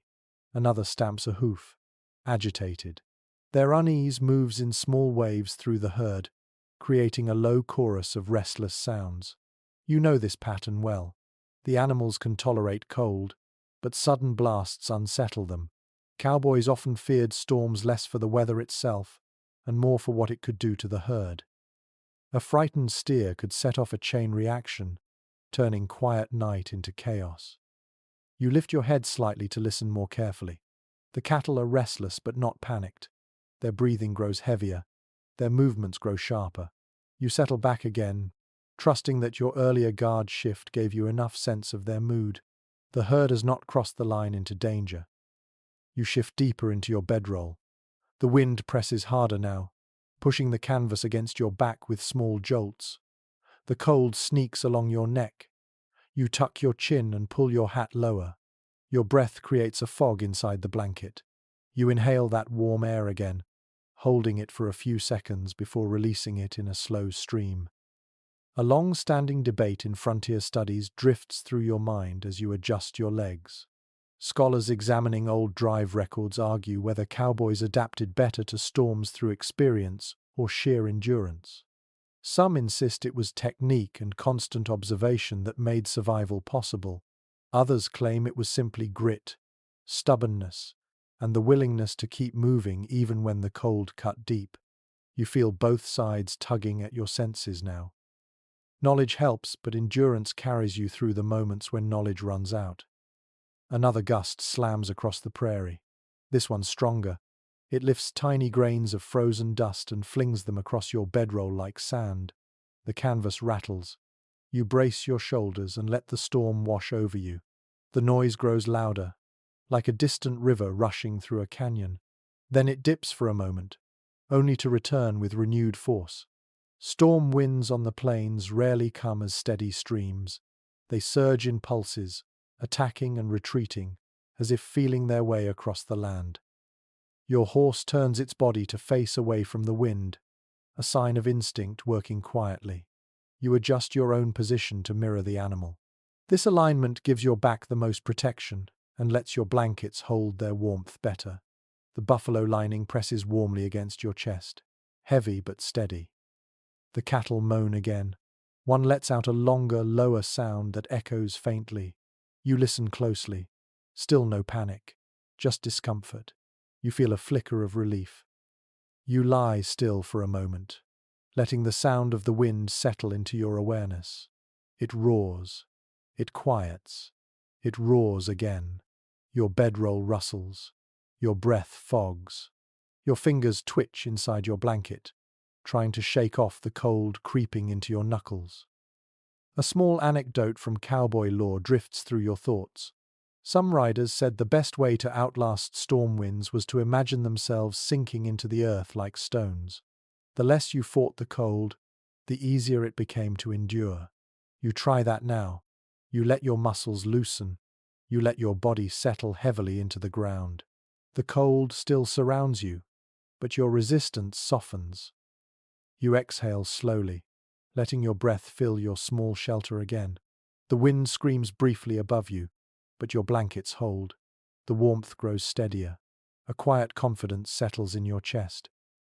Storm nights tested every man on the range.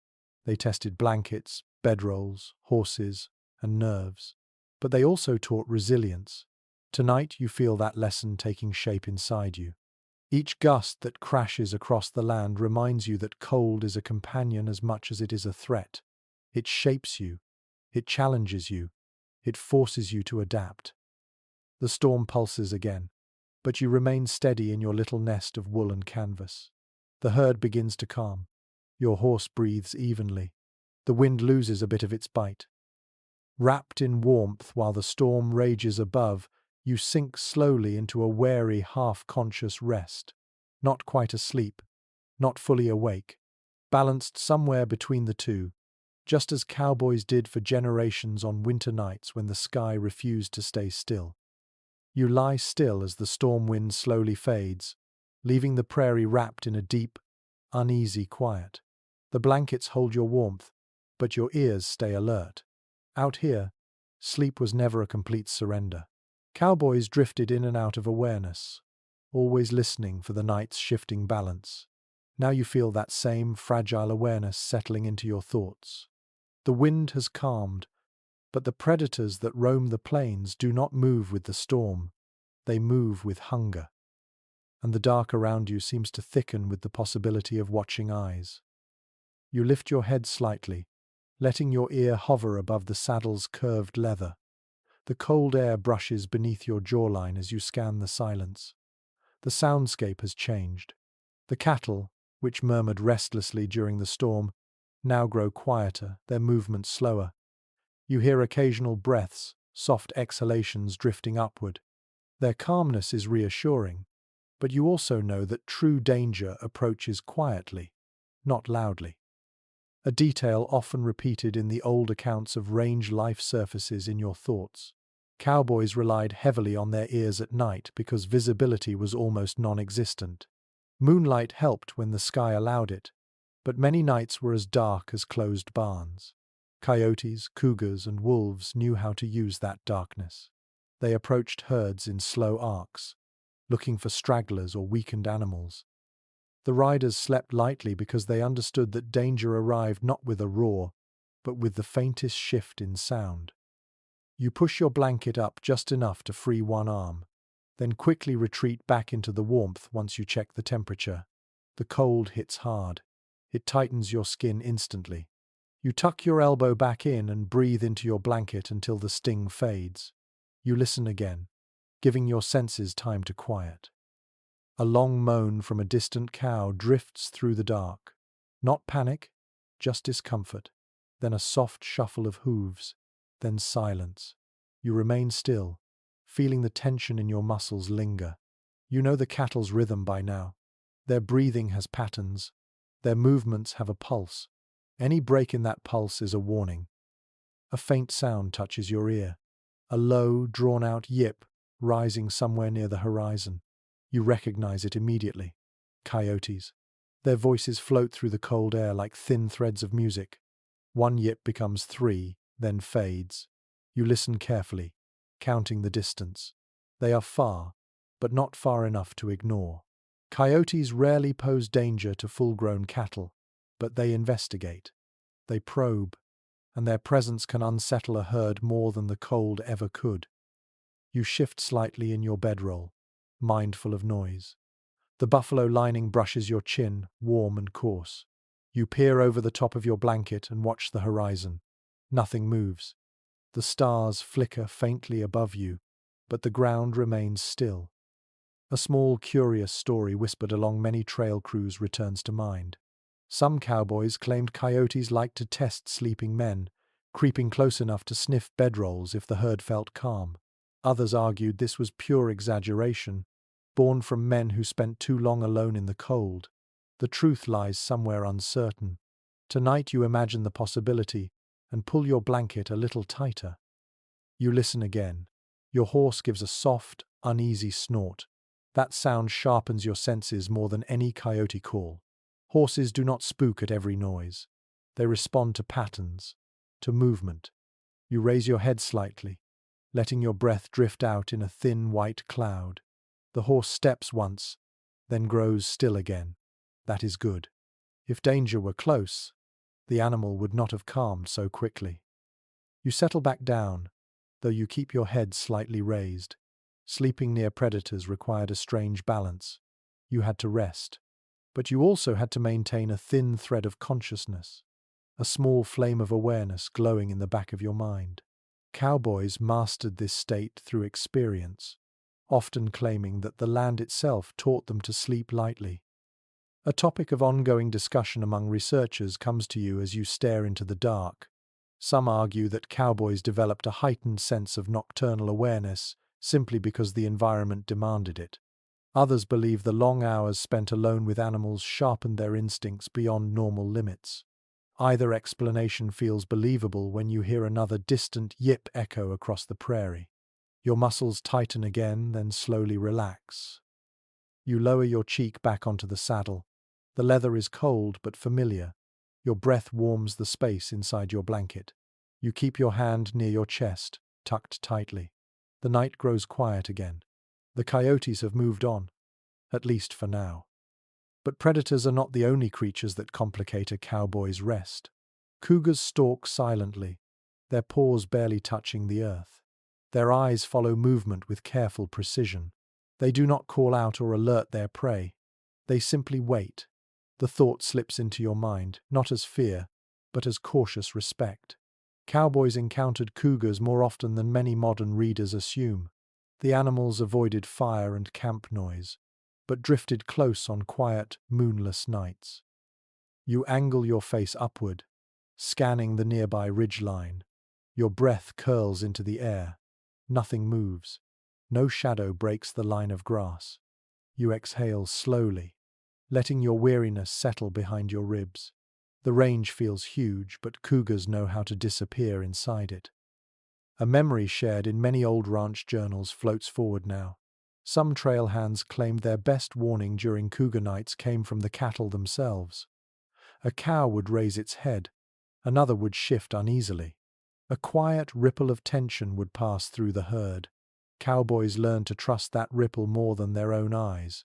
You listen carefully for that ripple now. The cattle remain calm. The rhythm holds. Crickets begin to chirp softly near your feet. The sound is faint, almost apologetic after the storm's roar. You feel your shoulders loosen. Predators rarely approach when insects feel safe enough to resume their songs. You breathe deeper, inhaling the cold air and the faint scent of sagebrush drifting nearby. The sky widens above you again, the stars emerging with clearer brilliance now that the gusts have died down. The moon peeks from behind a small patch of cloud, casting a pale glow across the prairie. Your bedroll warms slowly around you, responding to your steady breath. You tuck your chin deeper into the blanket and let your eyelids lower, though not fully. Another story from cowboy lore rises in your memory. Some riders said the best way to rest on predator-heavy nights was to imagine you were floating above your own body, lightly tethered, but always aware. They described a kind of drifting half-sleep where sound became more vivid than vision. You feel yourself slipping into that state now. The cattle breathe. Your horse shifts lightly. The wind brushes the grass with a faint whisper. You inhale again. Your body grows heavier, warmer. The cold hovers outside the canvas but fails to break through. The danger of the night becomes a distant possibility rather than an immediate threat. You can rest. Not deeply, not completely, but enough. You close your eyes halfway, letting the prairie soundscape keep your senses balanced. Coyotes call once more, farther this time. The cattle remain calm.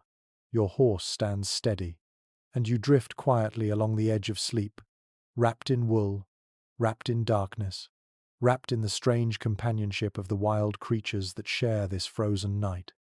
You lie still for a long moment, letting the final echoes of coyote calls slide off into the distance. The herd settles again, your horse relaxes, and the night drifts back to its slow, steady rhythm. You feel your breath warming the inside of your blanket, soft and reassuring. But out here, sleep does not always happen on the ground. Cowboys often spent entire days and nights in the saddle, especially during long drives when time pressed and distance mattered more than comfort. Tonight you allow your thoughts to follow one of those long trail nights, imagining what it felt like to drift into half-dreams while riding under a frozen sky. You pull your blanket a bit higher and shift your cheek against the saddle. The leather feels warm now, the curve familiar. You picture yourself rising from this patch of ground, throwing the blanket over your shoulders, and stepping back into the saddle, even though your body aches. Cowboys sometimes rode through the night to calm a restless herd or to reach a distant water source before sunrise. In those hours, the saddle became both chair and bed, a strange cradle that rocked with the rhythm of your horse's gait. A widely accepted detail in old trail diaries slips into your thoughts. Many cowhands learned to sleep lightly while mounted, trusting their horses to follow the herd or the trail without much guidance. Riders slumped forward, reins loosely wrapped around one hand, eyes half closed as their horses carried them through long, cold hours. The mount kept moving, kept breathing, kept warmed by its own muscles. You imagine the steady sway beneath you, a slow side-to-side motion that lulls your body the way waves lull a tired sailor. You shift inside your bedroll now, feeling that imagined motion settle into your mind. The idea seems impossible at first. Sleep while riding? But the rhythm of a good horse is steady, predictable, and far gentler than the frozen ground pressing under your back. After days of riding, your muscles learned the patterns so deeply that your mind could drift without losing balance. Some trail hands claimed they could nap sitting upright, eyes closed, while their horses followed the herd naturally. Whether they slept or slipped into a trance is hard to tell, but the body finds rest in strange places when exhaustion demands it. A small, curious anecdote often shared among ranch veterans flickers in your memory. Some riders said they dreamed vividly in the saddle, drifting into strange visions filled with dust, hoofbeats, and faraway campfires. They claimed the rocking motion shaped the dreams, turning them into slow, floating scenes that blurred between trail reality and wandering imagination. You imagine those dreams now, drifting through moonlight, hearing faint cattle calls echoing inside your mind, feeling your horse's warmth beneath you even as your thoughts wander far. You shift your legs slightly inside the warmth of your roll. Your knees brush against the blanket, and the sensation reminds you of gripping the sides of a saddle to stay balanced. You picture your hands resting gently along the horn, fingers numb with cold but still steady enough to stay connected. The night air around you feels deep, heavy, and strangely quiet. You let that silence wrap around you. Your horse snorts nearby, breaking your thoughts for a moment. You glance toward its silhouette. Horses played a critical role in those late-night rides. Their instincts guided the movement more than any conscious command from the rider. Riders trusted their horses deeply during these hours. When eyes closed, reins loosened, and minds drifted, the horse became the true guardian of that fragile sleep. An ongoing discussion in cowboy history comes to mind. Some researchers suggest that riders developed a unique sensory awareness while sleeping in the saddle, able to detect shifts in movement even while partly unconscious. Others argue that it was not awareness at all, but the horse compensating for the rider's relaxed posture. The debate remains unresolved, and perhaps it always will. You feel that ambiguity as you imagine yourself swaying with each gentle step the horse takes. You adjust your body again, curling deeper into the blankets, letting their weight mimic the shape of a saddle's embrace. Your eyelids grow heavier.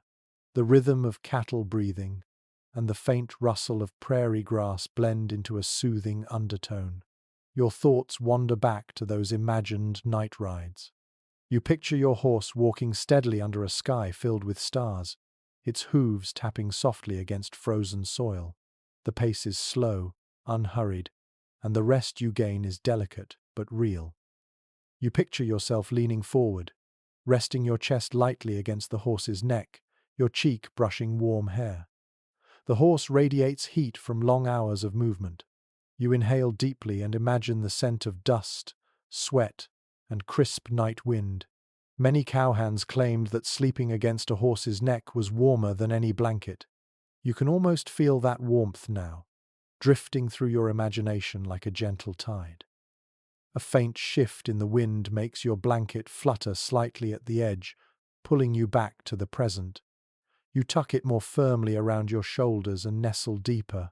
The wind quiets. The herd remains calm. You listen to their slow breathing, letting it form a background hum. Your mind returns to the saddle.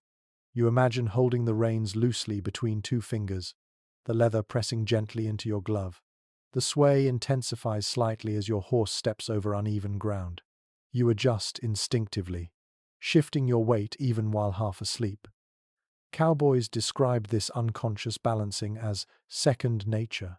Over time, the body learned to absorb each movement without waking fully.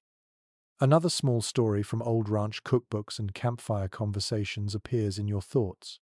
Some cowboys said the best sleep they ever had was in the saddle during a long, steady night ride, the kind where the horse moved without pause and the cold air kept their senses sharp, even as their minds drifted. They claimed the saddle shaped their dreams, giving them visions filled with star-filled skies and endless prairies. You picture those dreams unfolding like a slow-moving tapestry. Your breath grows slower now, steady and warm. You shift your hands beneath your chin, feeling the wool scratch lightly against your knuckles. The quiet of the range presses gently around you. The cold still exists, but your blankets cradle you, building warmth in the space between fabric and skin. You imagine the moment when a cowboy would wake abruptly in the saddle. A slight jolt, a hoof stumbling, a steer bellowing, eyes snapping open to a sky that looks exactly the same as it did moments earlier. You picture yourself blinking awake, gripping the saddle again, adjusting your weight, and guiding your horse back into alignment with the herd. You relax into the blankets, feeling sleep press closer. Your body sinks lightly against the canvas beneath you. The sound of the cattle's steady breathing aligns with your own. You let the imagined sway of the saddle drift across your senses, rocking you gently even though you remain on the cold ground. You sigh softly, warm air filling the space near your face. Your eyelids flutter. The night deepens. The range quiets. And wrapped in wool and shadow, you slip into your own drifting half-dreams, just as cowboys did while riding through the long, frozen nights of the wild. You shift in your bedroll, letting the imagined sway of saddle sleep fade from your thoughts as the cold reminds you where you truly are. Your breath curls softly against the wool, and the quiet across the range settles once again. But now your attention drifts to a far more practical problem, one that cowboys faced almost nightly whether they liked it or not. Wet gear. Nothing steals warmth more quickly. Nothing turns a quiet night into a slow torture more effectively. And nothing tested cowboy grit quite like climbing into a bedroll, with clothing soaked from river crossings, sleet, or sweat. You exhale into your blanket, feeling the warmth pool around your face. The air smells faintly of wool, dust, and the lingering echo of last night's storm. You shift one arm free and let it rest on the saddle, the leather cool beneath your palm. Wet gear was one of the cowboys' greatest enemies in cold weather, and you can almost feel the dread of peeling off damp clothing after hours of riding through icy creeks or sudden rain. A detail often mentioned in the old remembrances of trail hands flickers through your mind. Cowboys rarely had the luxury of letting gear dry fully. On long drives, they crossed rivers without stopping. They rode through sudden downpours that turned dust to mud in seconds. They worked cattle in freezing sleet with water dripping steadily from the brim of their hats. By nightfall, everything they owned weighed twice as much with moisture. Yet they had no choice but to sleep in it or beside it. You pull the buffalo-lined blanket tighter around your shoulders as you imagine the feel of wet wool clinging to your skin. Damp wool is heavy, stubborn, and slow to warm. Cowboys often describe the sensation like wearing a sponge that refused to give back any heat. You press further into the warmth of your roll, grateful your own layers are dry tonight, but the memory of their discomfort lingers in your thoughts. Your horse gives a soft grunt nearby. You glance in its direction. The animal shakes itself, releasing a faint spray of frost into the air. Its coat is thick, built for surviving the worst weather, yet even horses suffered under wet saddles and damp blankets. Cowboys did everything they could to protect their mounts, but the elements were relentless.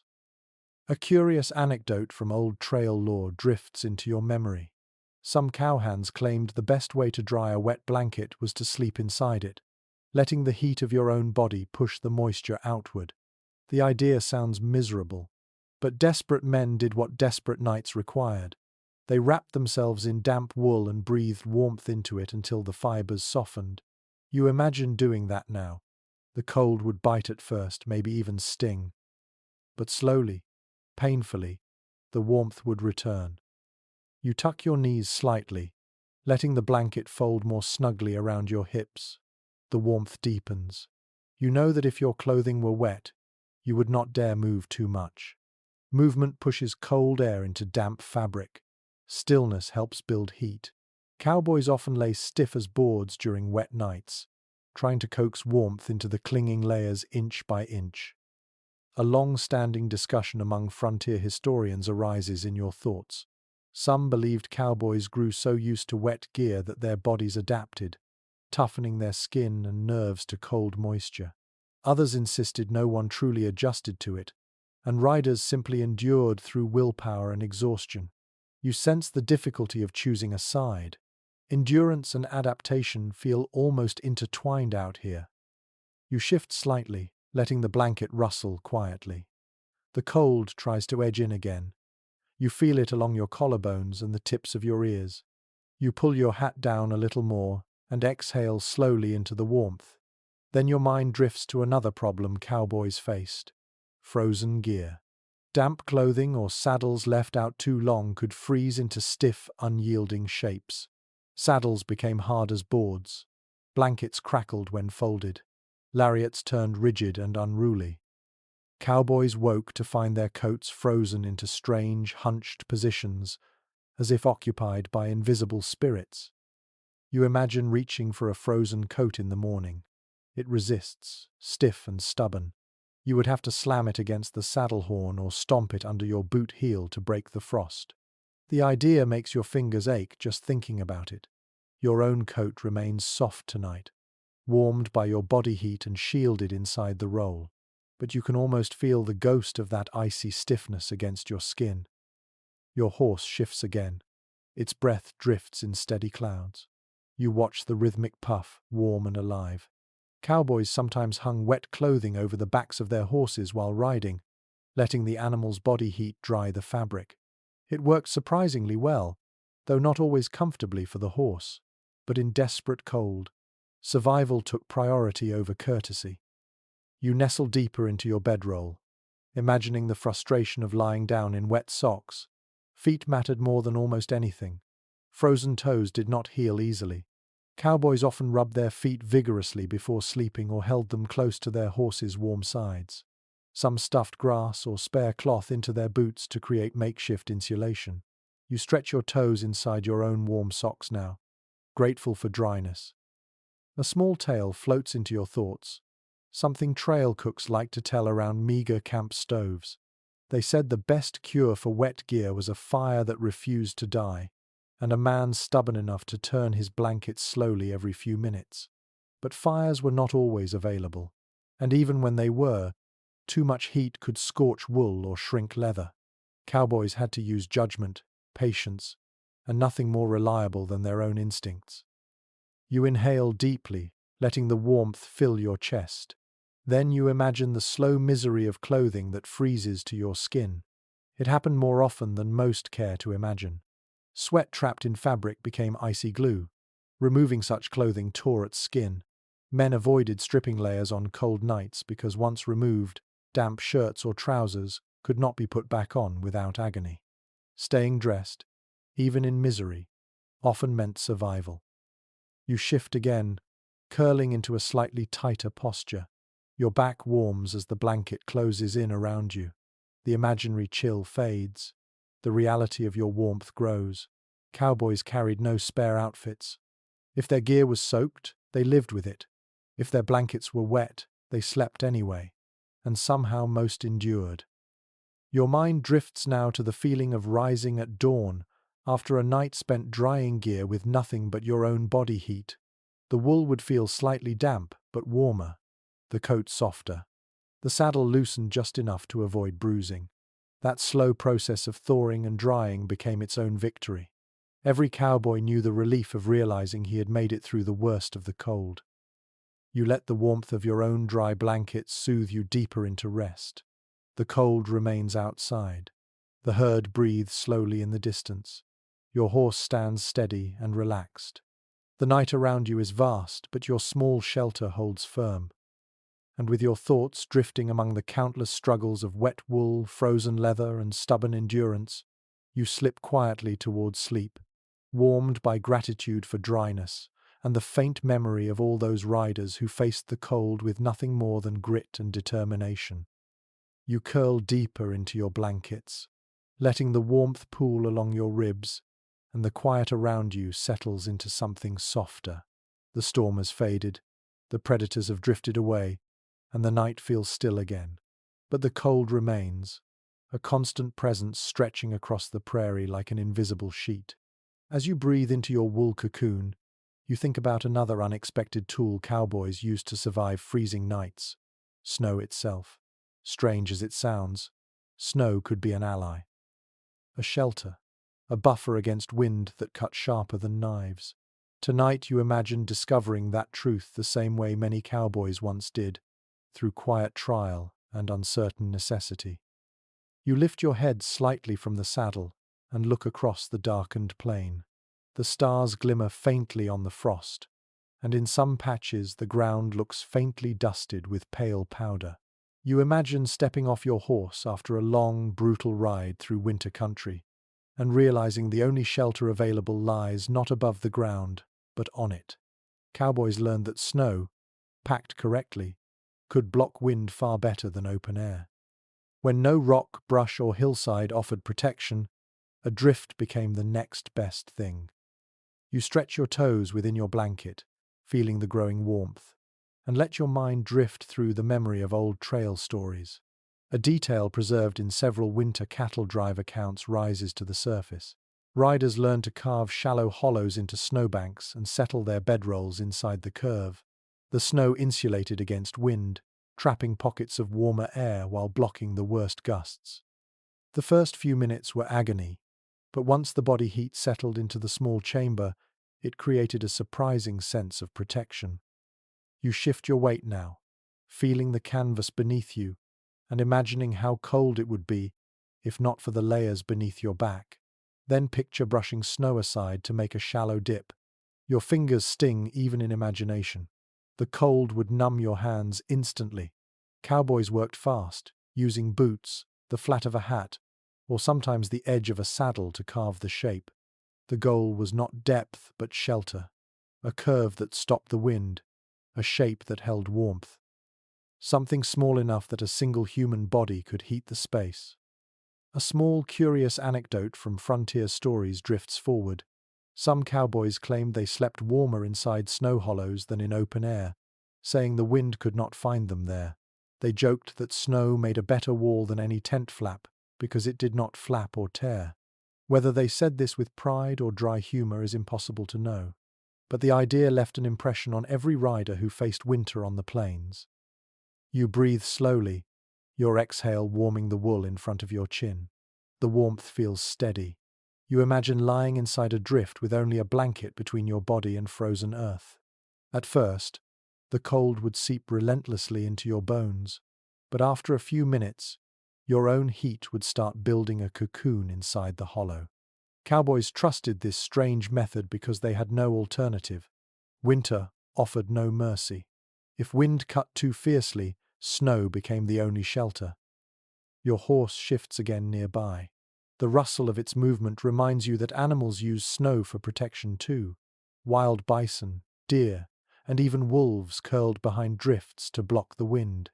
Cowboys observed these animals over years and learned from them. They watched how mustangs positioned themselves behind raised mounds of snow, heads lowered, bodies angled. They saw survival mirrored in every creature across the plains. A long-standing conversation in ranch history comes to your thoughts. Some researchers argue that native tribes influenced cowboy winter tactics, including the use of snow as insulation. Others propose that cowboys learned primarily from observing animals after spending countless nights outdoors. Both ideas feel plausible, and you sense how knowledge on the range often came from layered sources, each shaped by necessity. You adjust your shoulder inside your blanket. The feeling of warmth reminds you how precious insulation becomes when winter tightens its grip. Now imagine settling inside a snow hollow. You would tuck your bedroll carefully, creating a small mound at your back. The drift would curve over you like a shallow roof. The wind would whistle above but fail to reach your body. The cold inside the hollow would still be fierce, but it would be still, not slicing or punishing. Cowboys valued still cold over sharp cold. Stillness meant your warmth could accumulate rather than be stolen. You shift again, picturing the steps. You would choose a drift that leaned slightly with the wind.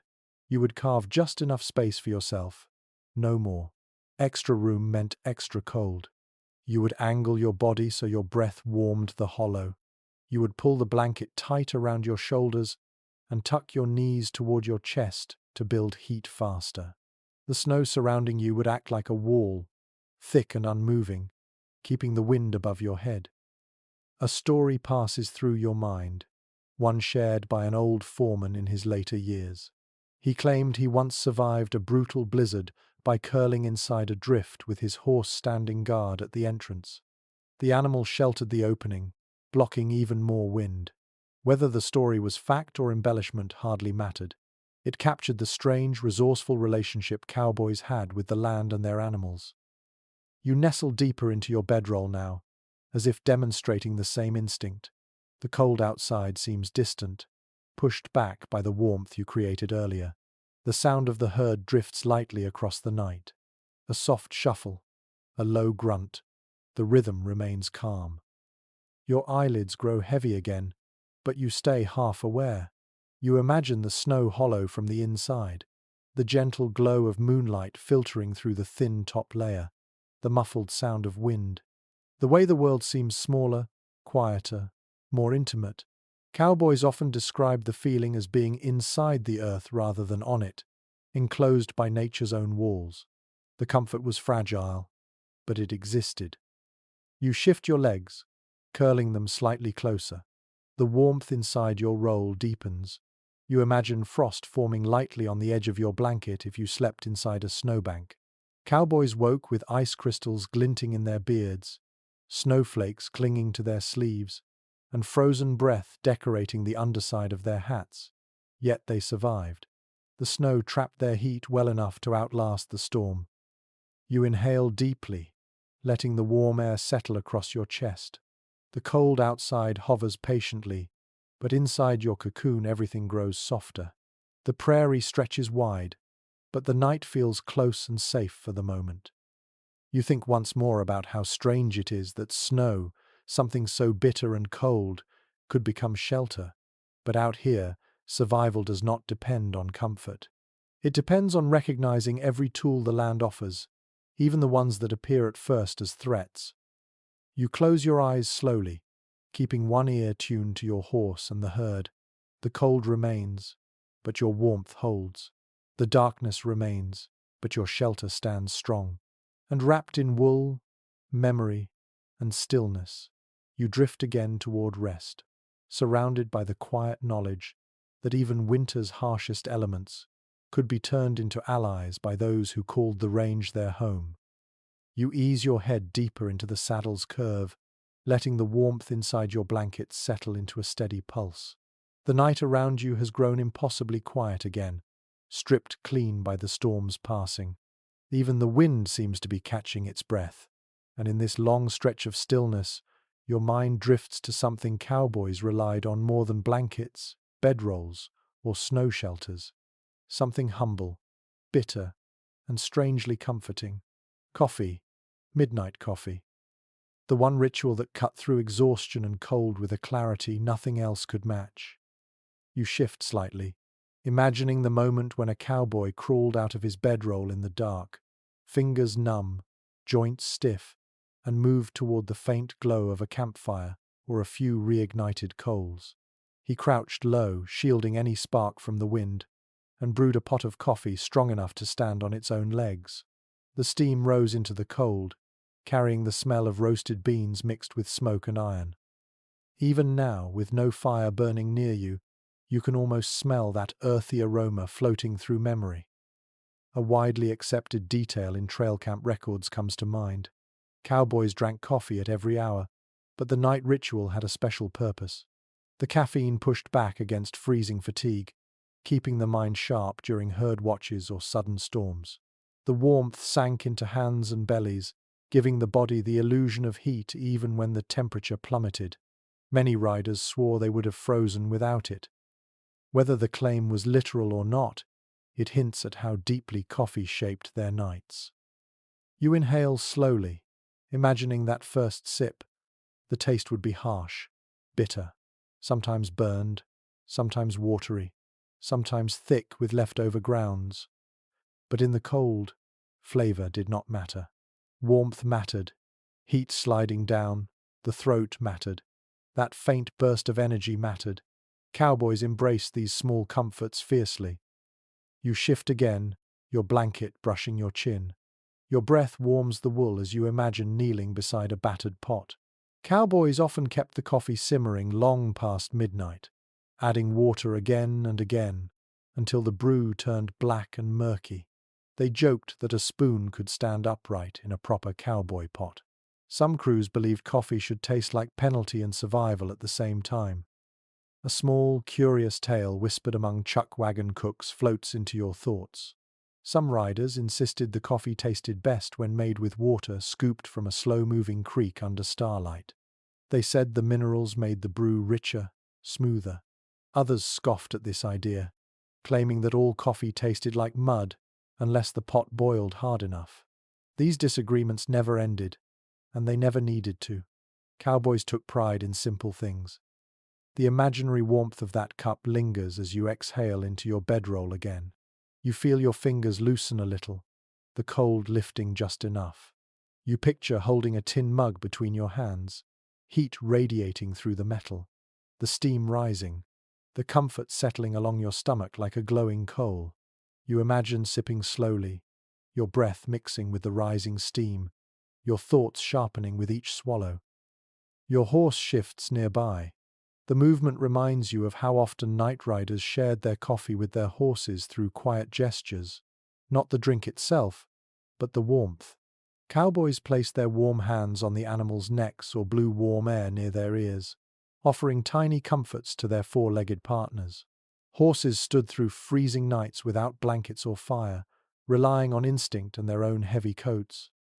A human's touch, even a brief one, offered a strange kind of reassurance. You adjust your legs, tucking your knees slightly closer inside the bedroll. The warmth grows richer. You imagine a cowboy sitting cross-legged beside a low fire, mug in hand, coat pulled tight, eyes scanning the herd. The mound of coals glows red like small planets fallen to earth. The silence breaks only by the hiss of bubbling coffee or the occasional tink of metal against the pot. A topic often discussed among frontier scholars drifts into your thoughts. Some believe the coffee ritual bonded cowboys more strongly than any other trail custom. It created shared moments of warmth and conversation in an environment where danger and cold dominated everything else. Others argue that coffee simply kept cowboys awake, its value entirely practical. You feel no need to choose a single explanation. Both seem true in the quiet of this night. You nestle deeper into the blankets as your mind wanders through the ritual step by step. Cowboys did not measure portions. They tossed handfuls of grounds into the pot with a casual confidence. They boiled the mixture until it grew black as tar. Then they poured it into tin cups that burned the edges of their gloves. Some men dropped an eggshell into the brew to settle the grounds. Others let the mixture rest until mud drifted to the bottom. The methods varied endlessly, but the goal never changed. Warmth, energy, focus. You exhale and feel the warmth deepen in your chest, as if the memory itself heats you. The cold outside your roll presses lightly, curious but held at bay by wool and breath. You imagine being awake in the saddle hours later, the coffee still pulsing in your veins. Your horse steps steadily, your senses sharpened. You hear the soft clink of tack, the hush of cattle moving, the faint buzz of night insects. The world feels larger but also clearer. Another story rises, one told by an old trail boss in later years. He said his crew once brewed coffee so strong that a new cowhand swore it kept him awake for 2 days straight. The boss laughed when retelling the memory, claiming the brew could have dissolved a horseshoe if boiled long enough. Exaggeration or not, these stories reveal how deeply coffee anchored the cowboy spirit. You shift again in your bedroll, letting the imagined warmth of that ritual settle gently into your thoughts. Even without a fire, even without a pot or tin cup, you feel steadier. The idea of warmth comforts you almost as much as warmth itself. Your horse gives another soft sigh. The cattle murmur faintly in their sleep. The sky glows with a thin wash of starlight, still and patient. You breathe in, then out, letting the silence settle.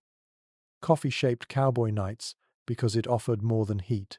It offered presence, a moment of grounding in a life spent under open skies, fighting cold, distance, exhaustion, and uncertainty.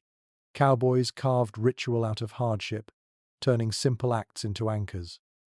You feel the truth of that now, wrapped tightly in your blankets, drifting slowly toward rest. The cold hovers outside, but inside your roll everything feels steady, safe enough, warm enough. You let your eyelids grow heavier. You breathe in the wool's faint scent. You imagine one last sip of hot, bitter coffee warming your palms and your chest. And with that imaginary heat sliding through your thoughts, you drift back into the quiet rhythm of the night, just as countless riders once did on the frozen trails. You ease deeper into your blankets, letting the lingering warmth of that imagined cup of coffee drift away as your attention shifts towards something softer and more human. Out here, the prairie stretches endlessly, the cold waits without mercy, and danger hangs on the edges of darkness. Yet even in that harsh world, cowboys found moments of quiet companionship, shared warmth. Not always physical, not always spoken, but present in the way men huddled their bedrolls closer, whispered tired jokes into the dark, or simply breathed beside each other in the freezing night. And tonight, in your mind's wandering, you feel that rare closeness settle beside you like an extra layer of insulation. You shift your head slightly on the saddle, and a faint creak lifts into the air. The sound would normally feel lonely, but the soft presence of another cowboy sleeping a few paces away changes the tone entirely. You imagine him adjusting his blanket, pulling it tighter, maybe muttering something half awake. His breath rises in a faint cloud, merging with yours. The cold becomes less personal when someone else is fighting it with you. A detail often mentioned in remembrances of winter drives comes to mind. Cowboys rarely slept right next to each other, but on bitter nights they closed the gaps between their bedrolls, forming loose clusters. The warmth of a nearby body, even a few feet away, softened the edge of the cold. Cattle did the same thing. Horses, too. Survival was a shared act, even if no one admitted it directly.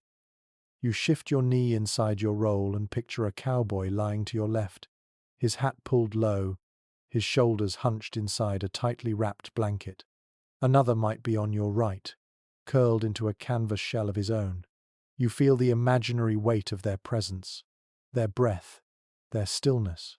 Out here, closeness carried a sort of silent respect. No one asked for comfort. No one apologized for taking it. A small, curious anecdote drifts into your thoughts.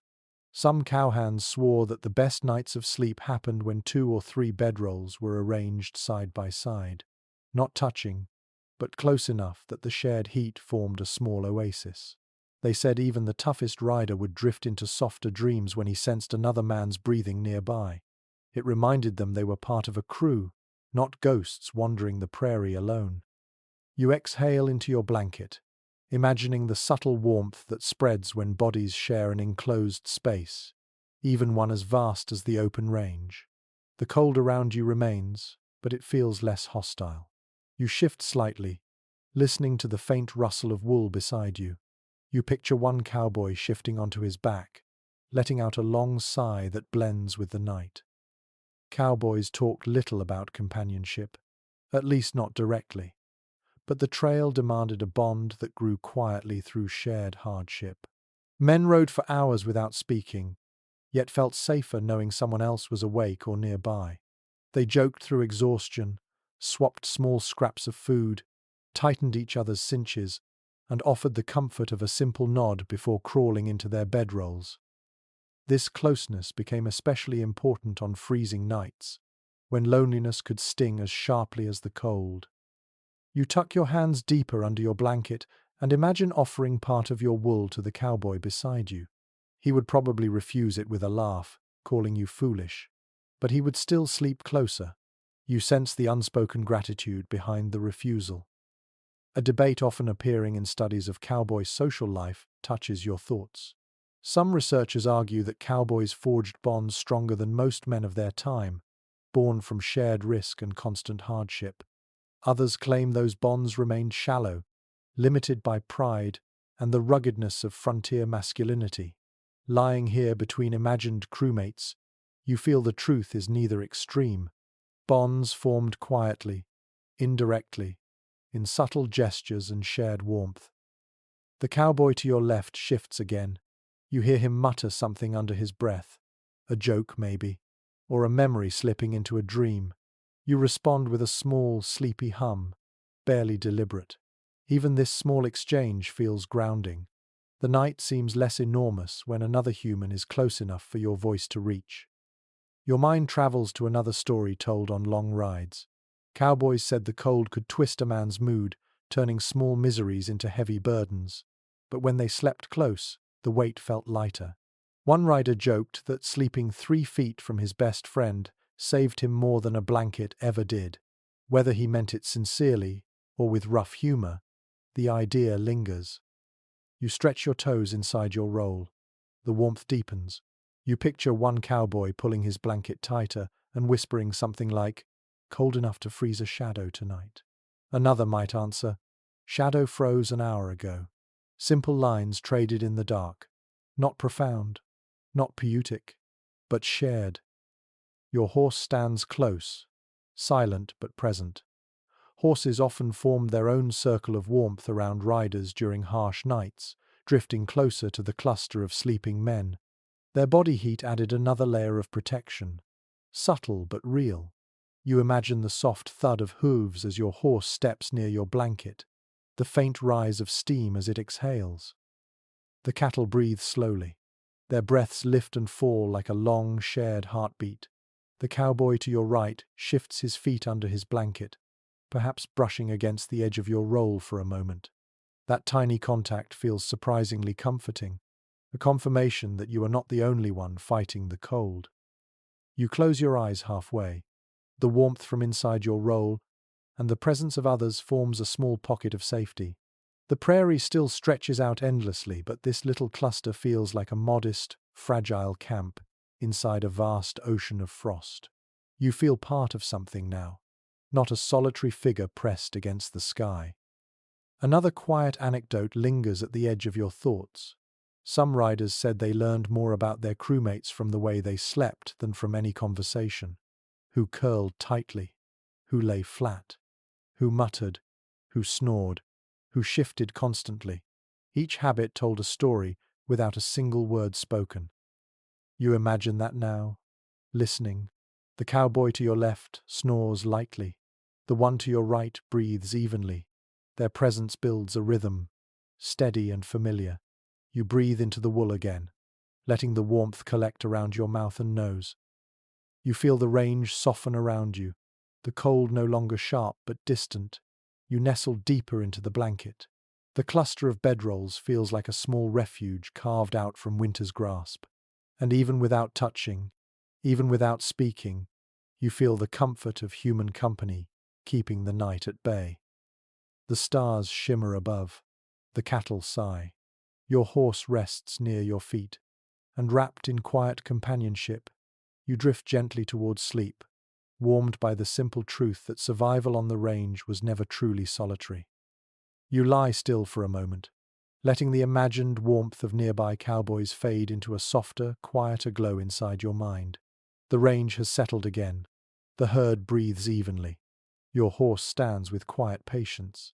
And slowly, as your eyelids grow heavier, another layer of the cowboy night unfolds around you, the realm of dreams. Not the polished dreams that fill warm bedrooms and soft mattresses, but the drifting, half-shaped illusions, born from exhaustion, starlight, and the steady hum of the open prairie. Out here, dreams carry grit. They blur with memory. They bleed into reality until a cowboy cannot always tell where sleep begins or ends. You tug your blanket closer and exhale into the wool. The warmth surrounding your face deepens, and everything outside the roll grows softer. The world seems to hush itself as you slip a little further toward the edge of sleep. Cowboys spent so much of their lives riding, watching, waiting, and listening that their dreams often borrowed from the land around them. They dreamed of hoofbeats, of faint cattle calls, of endless grass rippling in imaginary wind. They dreamed of storms still forming over distant hills. Even at rest, the trail followed them. A detail that appears frequently in first-hand winter drive memoirs floats into your thoughts. Cowboys often drifted into dreams, shaped entirely by the sounds around them. A low moan from a steer might become a giant creature in the dream world. The distant cry of coyotes might twist into a warning call from some unseen threat. Sleep offered little escape.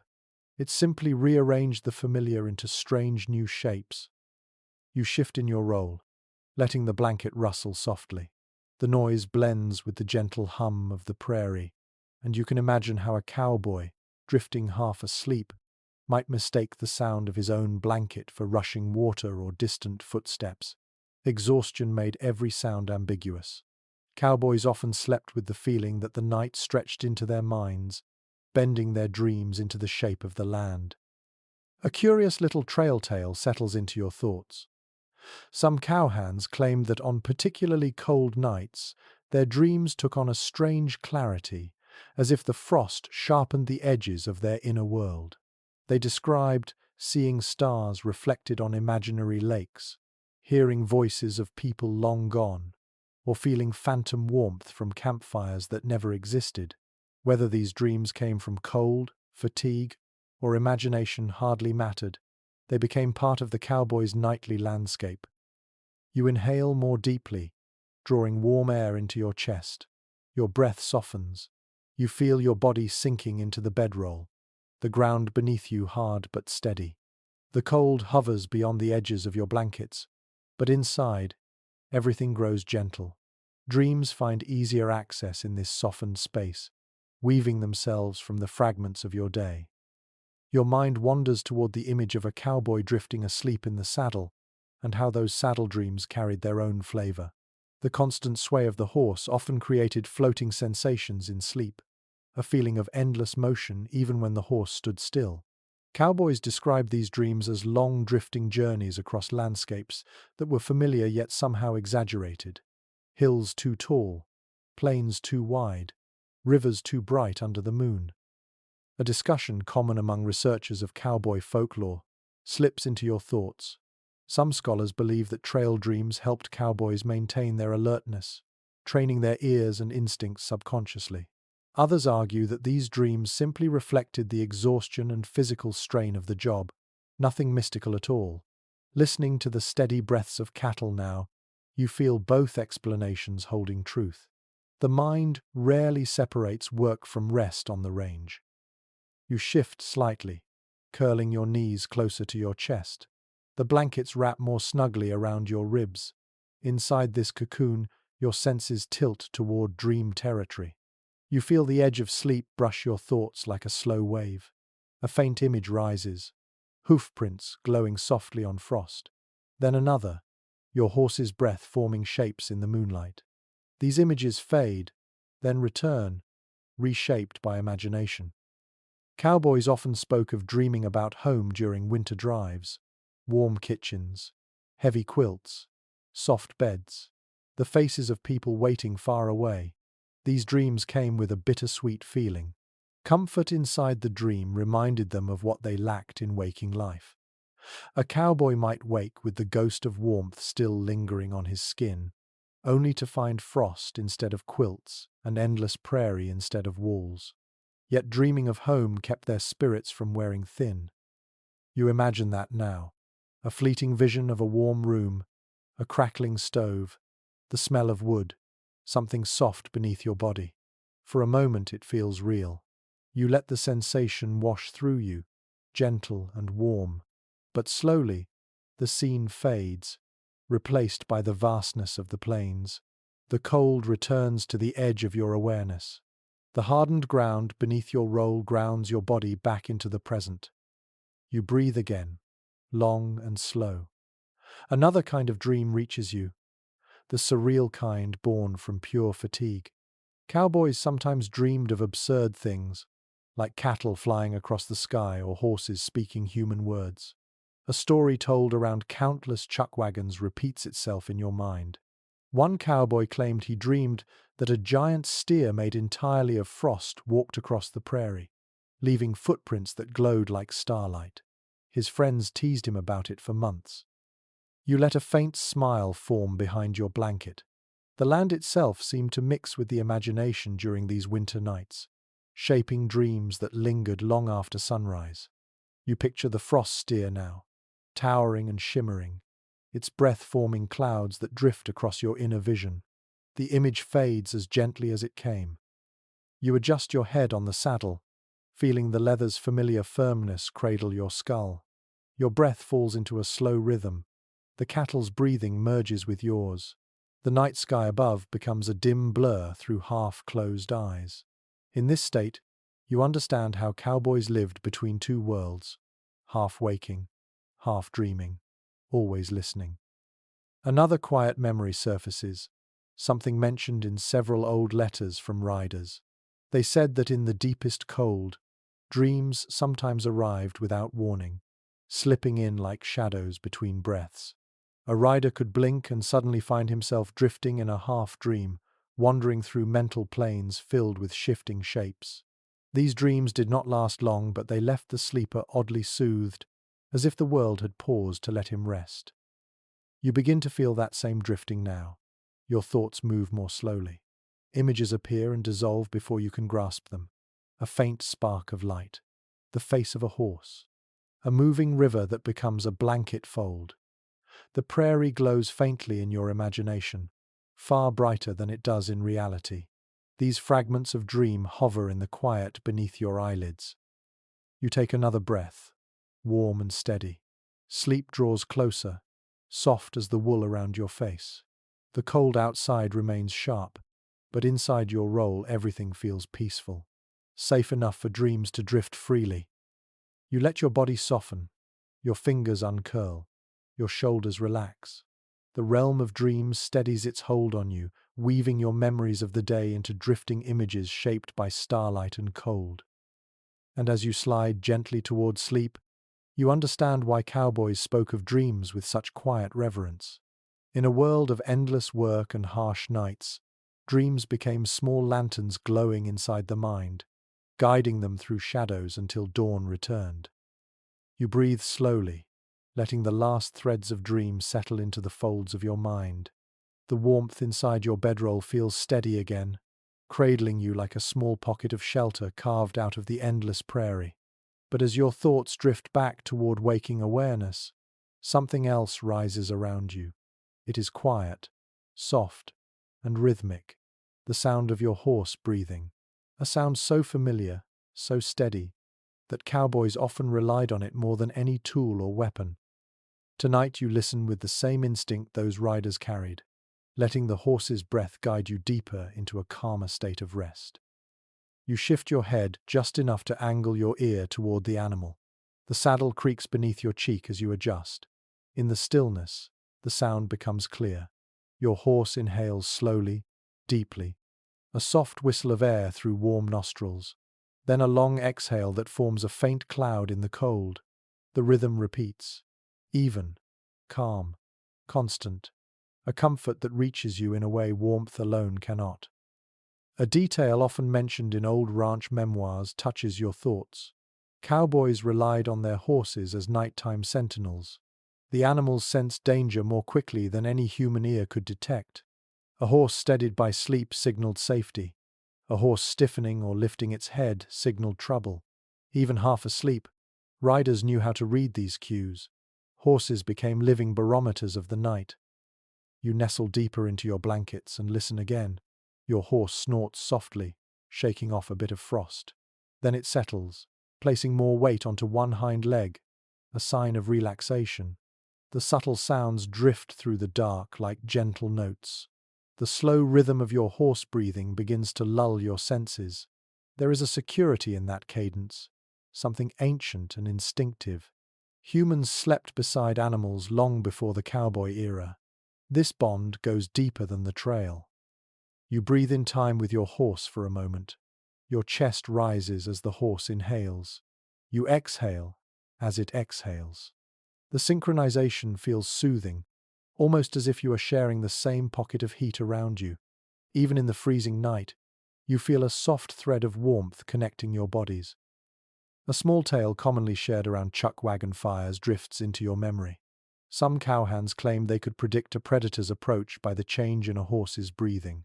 If the animal exhaled sharply, widened its nostrils, or snapped awake, the rider knew something was moving nearby.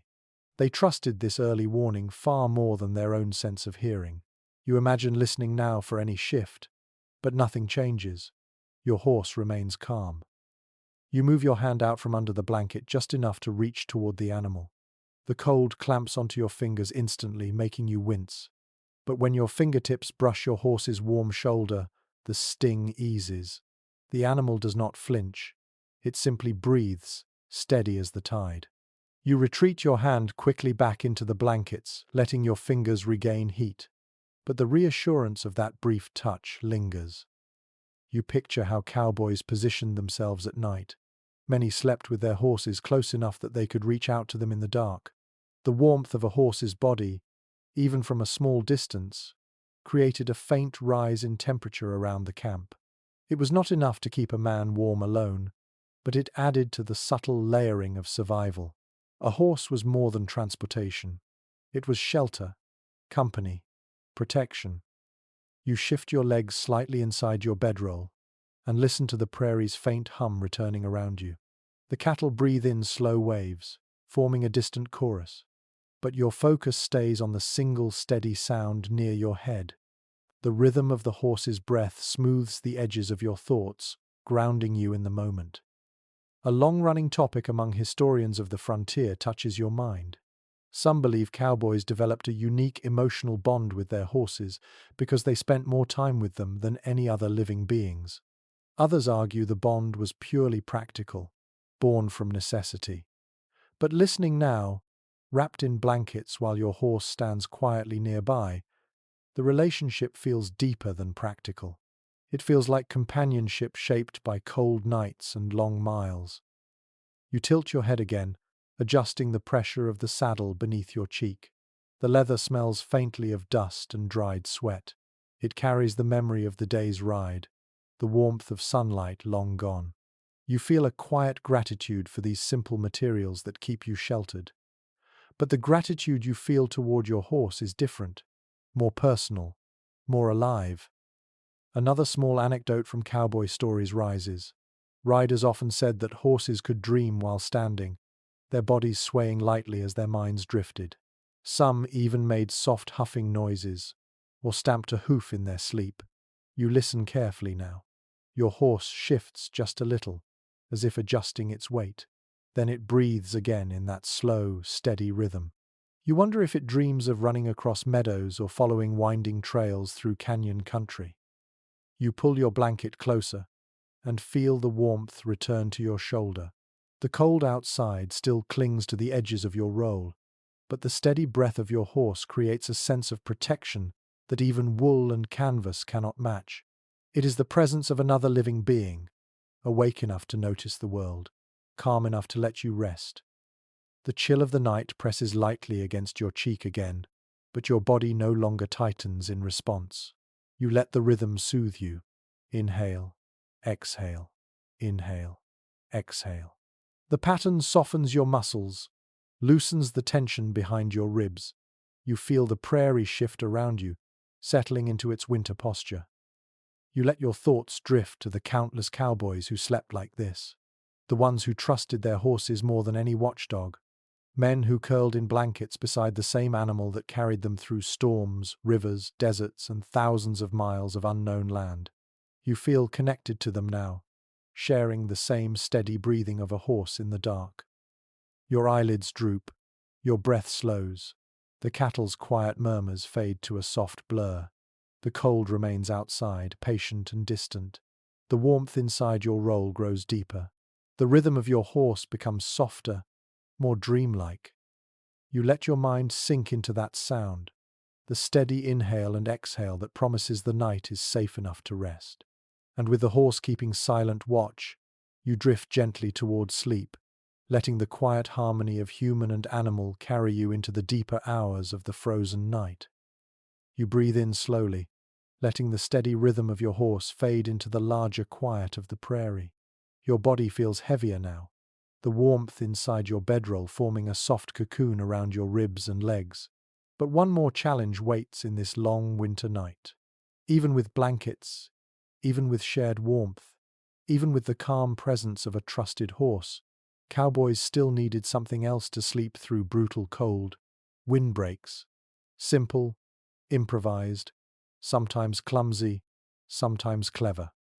Anything that could blunt the sharp bite of winter wind could mean the difference between rest and misery. Tonight you imagine yourself building one of these small defenses in the middle of the vast, exposed range. You shift slightly, tucking your shoulders deeper into your blanket.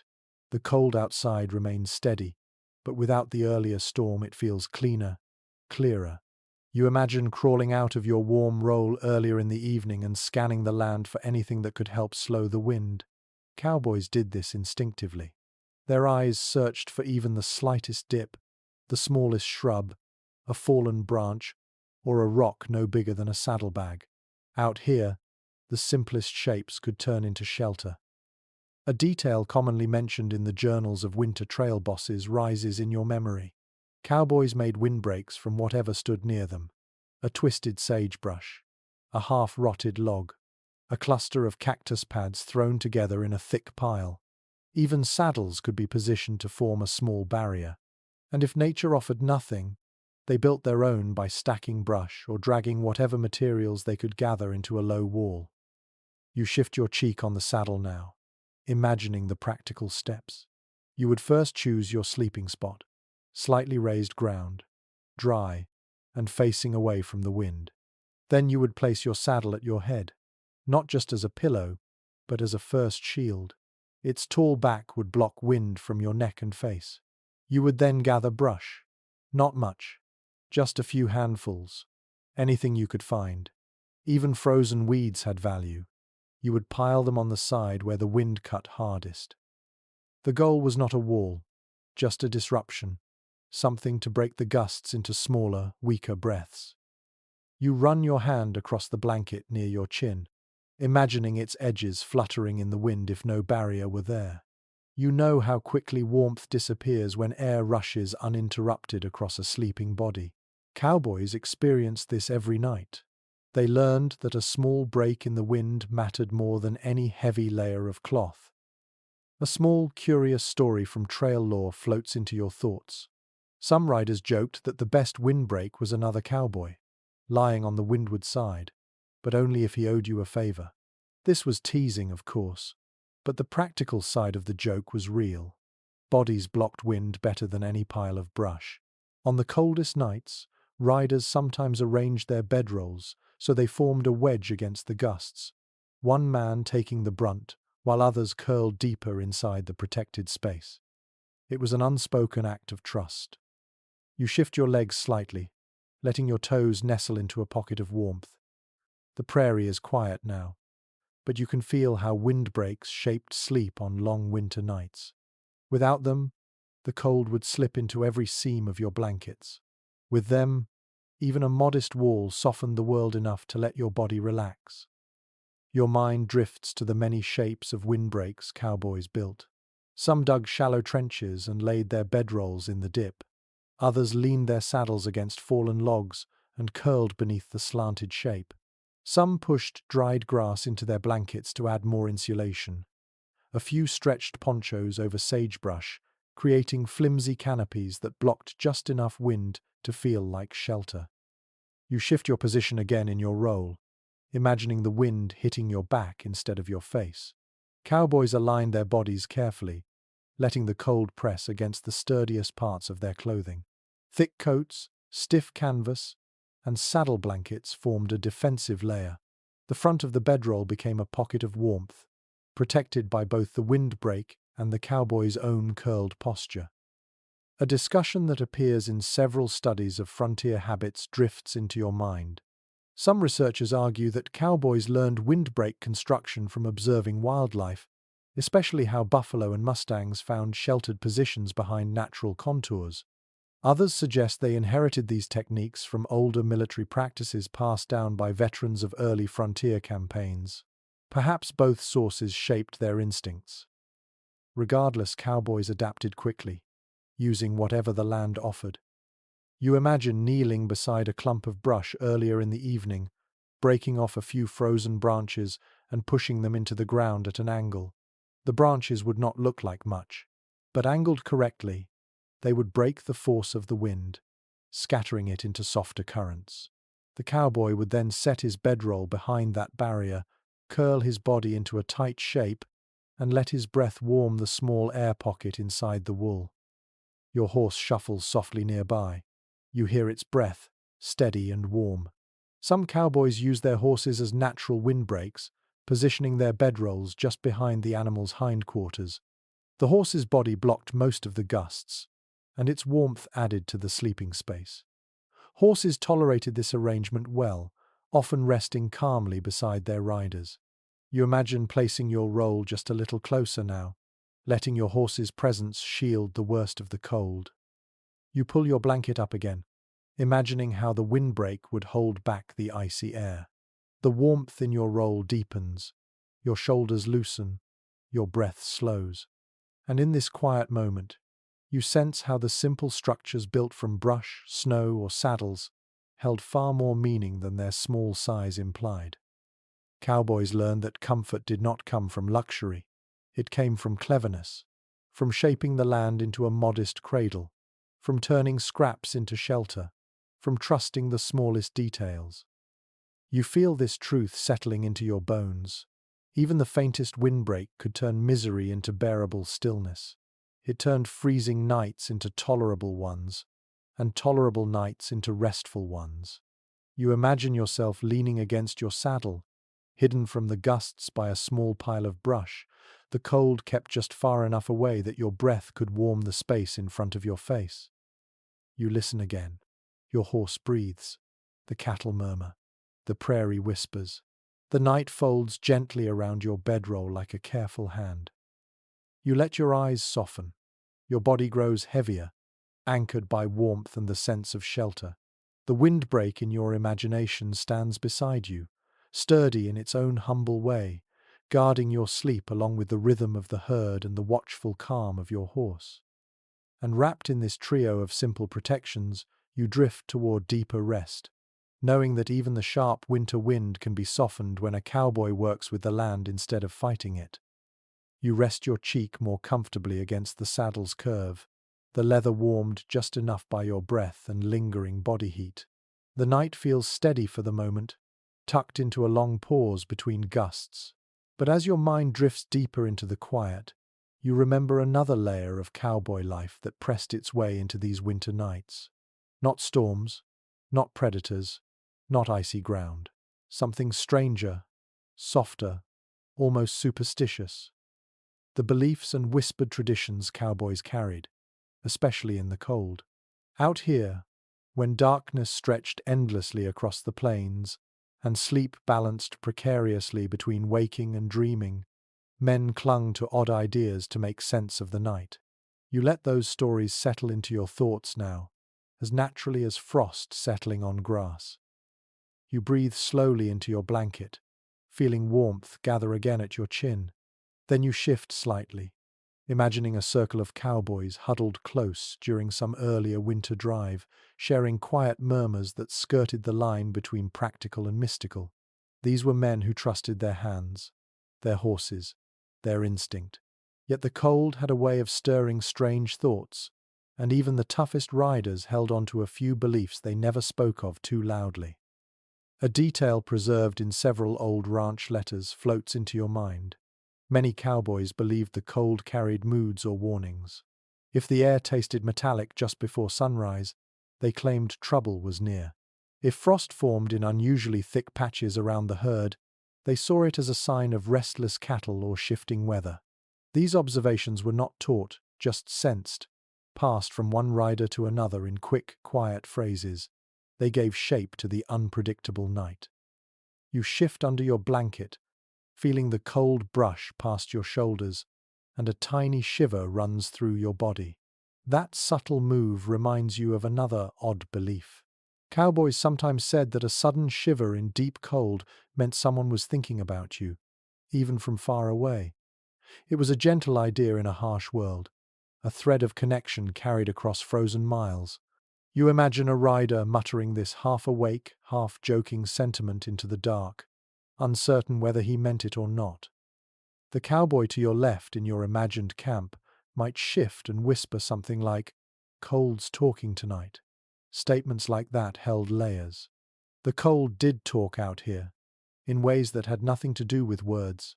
It shaped the way breath moved. It altered the sounds of the herd.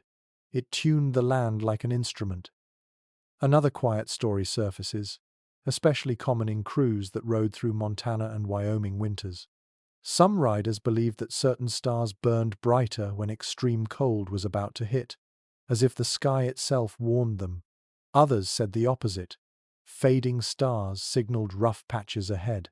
Men debated these ideas over tin cups of coffee, never fully agreeing, never fully dismissing each other. You can imagine them nudging one another awake and pointing toward a cluster of icy lights, whispering predictions only the night could judge. You tighten your blanket around your chest as something else pricks your memory. A belief rooted in old cattle traditions. Riders claimed cows could sense omens better than people. If a cow rose suddenly after long hours of resting, or if a cluster of them faced the same direction, cowboys would watch the horizon. Maybe a predator lurked. Maybe a cold front approached. Maybe nothing at all. But the belief offered comfort. When the land felt too big, the instinct of animals grounded them. Your horse shifts again, exhaling a warm plume into the air. You listen to that breath and recall another soft superstition. Some cowhands said horses saw spirits along the trail on winter nights, pausing or flicking their ears at things humans could not perceive. This idea rarely made its way into daylight conversations, but at night, when the prairie pressed in and the stars shone too sharply, the thought lingered at the edge of the mind. You slide your hand slightly under your chin, feeling the blanket's texture press gently against your skin. These superstitions were never meant to frighten. They offered explanations when logic felt too thin. In the cold, imagination warmed the mind, the way wool warmed the body. A long-running debate among researchers of frontier culture slips into your thoughts. Some believe these beliefs came directly from older folk traditions carried westward by settlers. Others argue they emerged naturally from isolation, cold, and constant exposure to nature's unpredictability. Both ideas feel plausible as the night hums softly around you. You shift your legs inside the bedroll, letting them curl closer for warmth. Then another fragment of winter lore rises. Some cowboys believed that breathing a certain way at night helped keep warmth near the heart.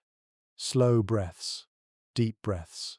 Not because of science, but because they imagined each breath feeding a small glow inside the chest. Whether this glow represented courage, luck, or simple determination varied from rider to rider. You try that rhythm now, inhaling deeply, exhaling slowly. It brings a calmness you cannot deny. Another story drifts forward, light as drifting frost.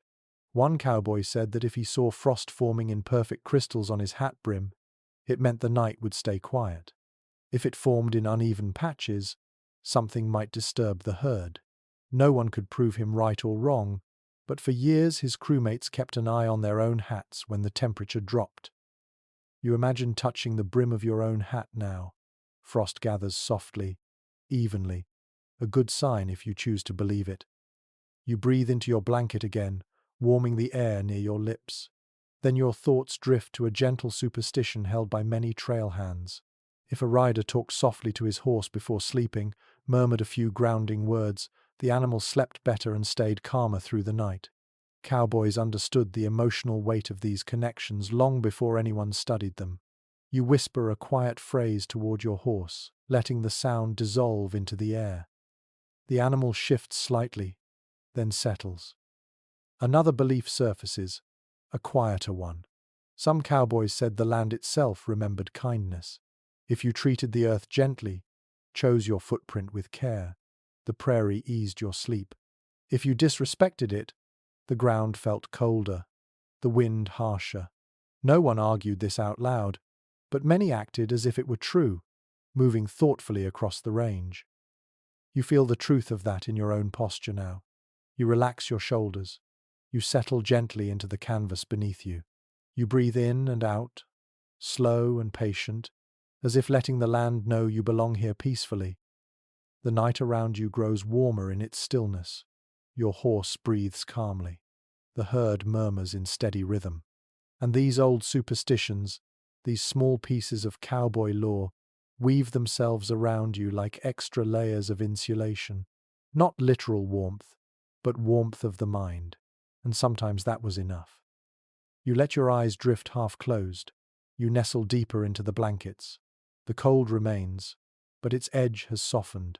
The prairie feels less empty, more familiar, filled with breath, belief, and small comforts shared across generations. And wrapped in this gentle blend of warmth and old winter wisdom, you sink once more into the slow, drifting current of sleep. You breathe slowly into the warmth of your blanket, feeling the comfort of those whispered superstitions fade into the deeper truth of nights on the open range.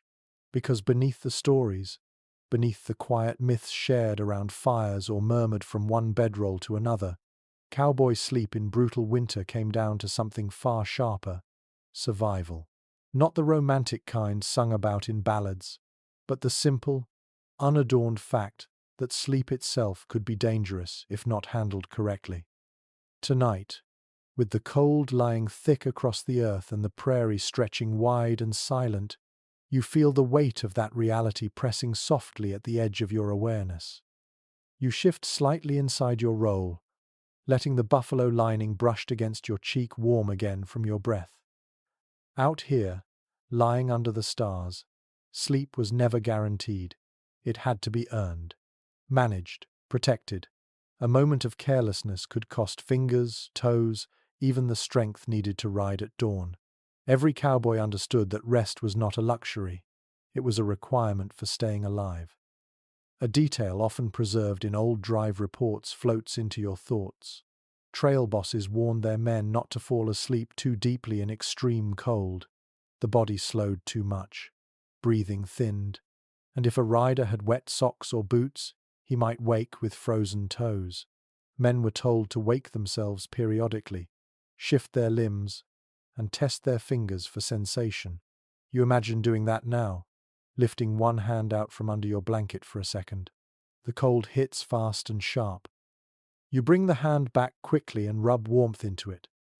You breathe into the wool again and feel the air soften. Cowboys learned hundreds of small tricks that kept cold from creeping too far. They warmed their hands under armpits. They placed their feet close to each other to share heat through boot leather. They curled their bodies into tight shapes to conserve energy. Everything was done with purpose, guided by the knowledge that sleep, if mishandled, could become a silent enemy. A quiet anecdote from trail tradition surfaces. One experienced rider told younger cowhands to never sleep with their faces fully exposed in freezing wind. He said the cold stole breath too quickly. Men laughed at him at first, but as the winter progressed, more and more cowboys tucked their blankets up to their chins, believing a small act might save them from waking with frostbitten skin. You follow that advice now, pulling your blanket so close that only the tip of your nose touches the outside air. You shift your legs inside the roll. The warmth spreads through your knees and thighs. Cowboys depended on this heat more than any fire.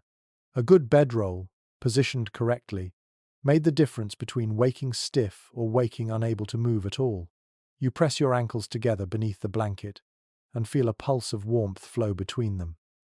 A debate often mentioned in frontier writings enters your thoughts.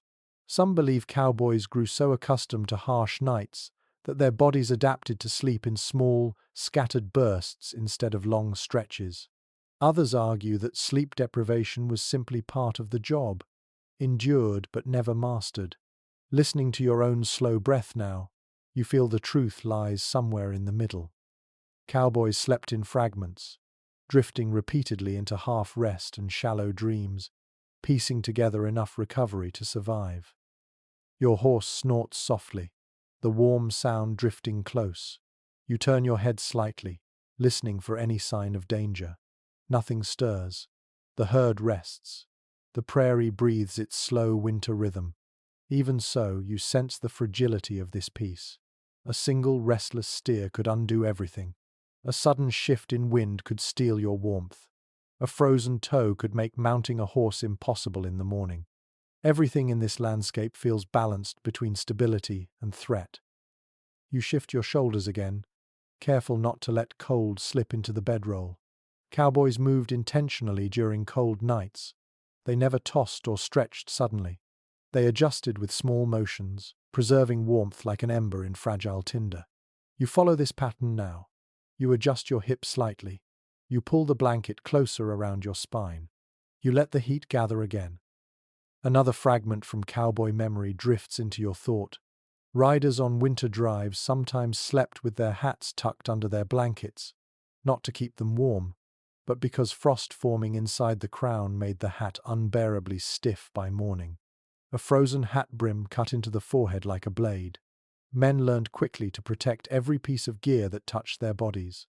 Sleep was not just about protecting flesh, but protecting the tools that made survival possible. You breathe again, softly, letting the air warm the wool.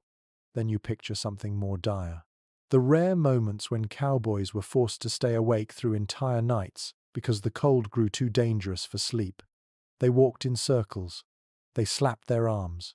They hummed low tunes to keep themselves from drifting into stillness.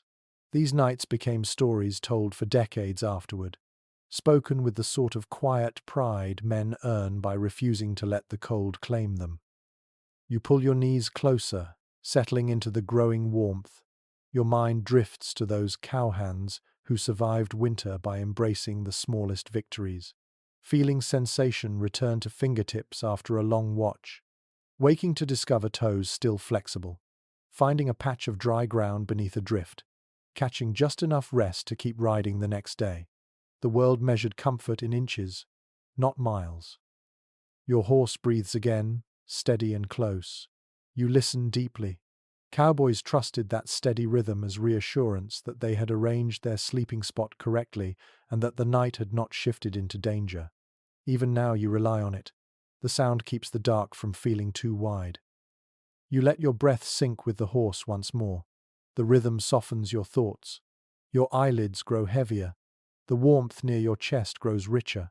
The cold remains outside, but you have shaped your small shelter well enough to keep it at bay. And in this fragile, flickering balance between warmth and winter, between sleep and vigilance, you understand more clearly how cowboys rested through brutal cold. They did not conquer the night. They cooperated with it. They matched its stillness. They carved small spaces of survival into an unforgiving world. Wrapped in this careful understanding, you drift again toward rest, your breath warming the wool, the night breathing around you, and survival woven into every quiet second of sleep. You breathe deeper now, feeling the steady rise and fall of your chest as the night settles into a softer quiet. The warmth inside your blanket holds firm, and for a moment the cold outside feels like a distant force, patient but no longer pressing. And as your mind drifts, a different kind of memory begins to take shape, one that cowboys carried with a mixture of longing and disbelief. The rare nights when they were not out on the range at all. The rare moments when winter swallowed the prairie so deeply that a crew took shelter at a homestead, a real roof, real walls, a wooden floor instead of frozen earth. Even if you have never lived that life, you feel the strange weight of that shift settling around you now. You pull the blanket closer around your chin, imagining stepping off your horse after days on the trail, boots stiff with frost, wool soaked or hardened, and seeing a lantern glowing through a cabin window, the shock of warmth at the doorway, the smell of cooked food drifting into the night. These memories stood out in cowboy recollections with a kind of reverence, because they interrupted a world where cold dominated every hour. A detail often mentioned in winter drive journals floats gently into your thoughts. Cowboys rarely visited homesteads, but during blizzards or blistering cold spells, ranch families sometimes opened their doors to passing riders. The men would shuffle inside awkwardly, stamping frost from their boots, hat brims dripping ice onto the floor. They always apologized, always said they did not want to trouble anyone, but the relief in their eyes told another story. You shift your cheek on the saddle, letting your imagination deepen further. Inside a cabin, warmth settled differently. It came from a stove radiating heat in slow waves. It came from walls that blocked the wind. It came from light flickering across wooden beams. A cowboy might sit on a bench near the fire, hands stretched toward the heat, feeling blood return to his fingertips with small stings. Even now you can feel that phantom sting as you nestle deeper into your blanket. A curious story from old ranch families surfaces. Some said the cowboys looked younger when they slept inside a house, as if warm walls aged them backward for a night. Their faces softened, their hands unclenched, their breathing deepened. One ranch wife claimed she once saw a trail hand fall asleep sitting upright by the stove, still wearing his hat, his gloves, everything. Exhaustion and relief tangled together until he drifted instantly into rest. You picture that moment now. A cowboy leaning near the warmth, boots leaving melting puddles on the floor, wool steaming slightly, the heat pulling the cold from his bones like a slow, gentle tug. You can almost hear the stove crackle. You might even feel the wooden boards under your body instead of frozen dirt. You shift your legs inside the roll, sensing the difference. Here, on the prairie, your warmth comes only from your own body, your blankets, and the motionless stillness you create. But in a homestead, warmth came generously, offered without struggle. A cowboy could close his eyes without fear of frost creeping into his bones. Sleep was still light, still aware, but softer, deeper. A lingering point of discussion among historians creeps into your thoughts. Some believe cowboys felt out of place in warm homes, restless under roofs, uneasy without wind on their faces. Others insist they treasured these nights like small miracles. Reading old accounts, you sense both truths. They were grateful. But they also belonged to the open land, and any shelter that felt too permanent created an odd discomfort. You imagine lying in a homestead bunk, wrapped in thick quilts instead of buffalo-lined blankets. The mattress would feel almost decadent compared to hard earth. The warmth would reach your back without you needing to curl, without you needing to breathe warmth into the fabric. You stretch your toes inside your roll as if testing a softness that exists only in memory.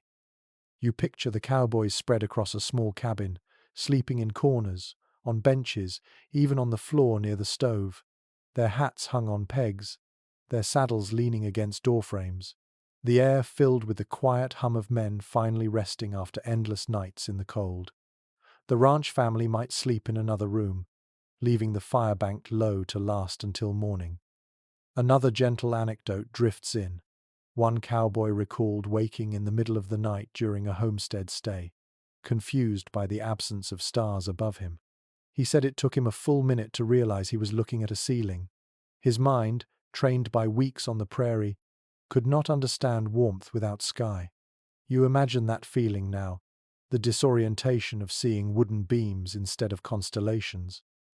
You tighten your blanket as your thoughts drift deeper. In those rare homestead nights, cowboys often slept longer than usual. Their bodies, relieved by warmth and protected from wind, released tension slowly, muscles unwound, joints unlocked. But even then, a part of them remained attuned to the herd, to the trail, to the habit of sleeping lightly. No roof could erase the instincts built on countless nights under open sky. You picture the contrast between that memory and your current place on the cold ground. Here, your bedroll holds your warmth. The air around you is cold enough to bite. The stars stretch overhead. Your breath fogs.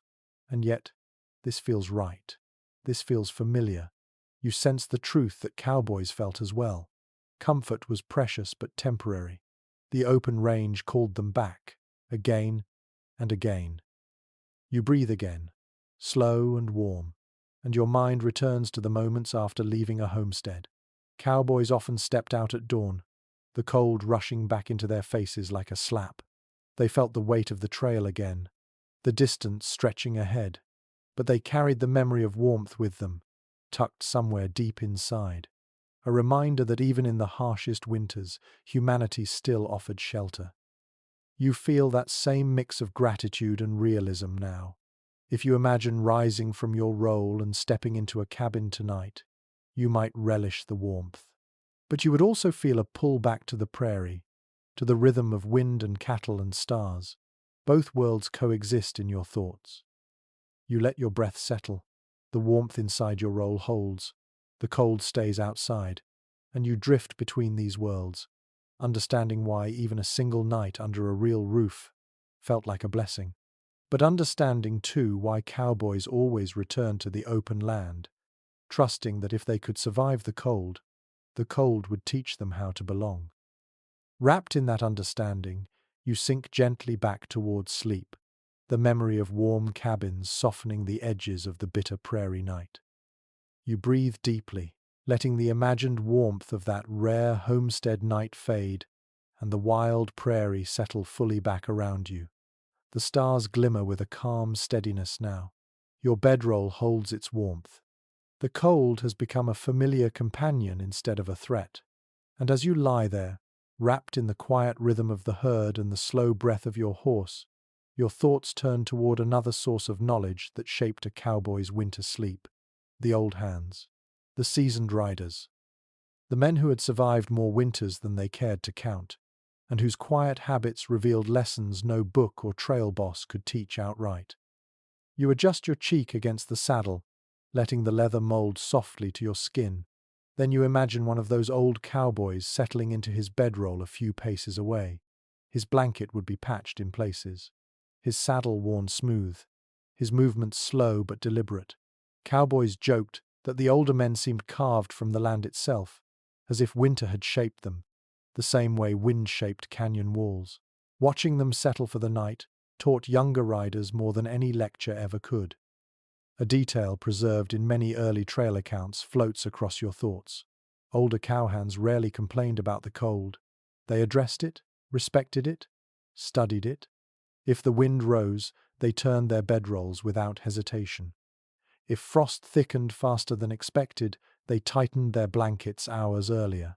They listened to the land with a kind of patience that younger men only gained through experience or misery. You shift your shoulders slightly, mimicking the slow adjustments those seasoned riders made. Their motions were subtle, almost invisible, a small tuck of the blanket edge, a gentle roll of the shoulder to trap more warmth, a way of curling that minimized cold points where air could sneak inside. To the untrained eye, it looked effortless, but each gesture was sharpened by dozens of winters, hundreds of nights, and endless hours spent fighting cold with little more than wool and instinct. A curious little memory from frontier letters drifts into your mind. Some cowboys said that you could always tell who had survived the worst winters by the way they watched the sky before bed. The old hands studied the stars, the way the air smelled, the behavior of the horses, even the faint sting on the inside of their noses. They predicted the night's coldness with uncanny accuracy. Younger riders laughed until they discovered, again and again, that the predictions always came true. You breathe slowly, imagining such a rider glancing upward now. His eyes would move from star to star, gauging brightness, then to the ground, watching frost gather on a rope coil, then to the herd, noticing how tightly the cattle grouped or how loosely they spread. Each detail whispered its own message, and he knew how to read everyone. You shift your feet deeper into the warm pocket inside the roll, sensing how these elders taught through example. They rarely lectured, they rarely corrected openly, but they showed, they demonstrated, and younger cowboys absorbed their lessons in the quiet moments between cold breaths. Another story drifts through your thoughts. A young cowhand once asked an older rider how he slept through the worst northern winds. The old man simply replied, "By knowing what I can fix and ignoring what I can't." That phrase lingered for generations. Cowboys learned that surviving winter meant preparing for what they could control.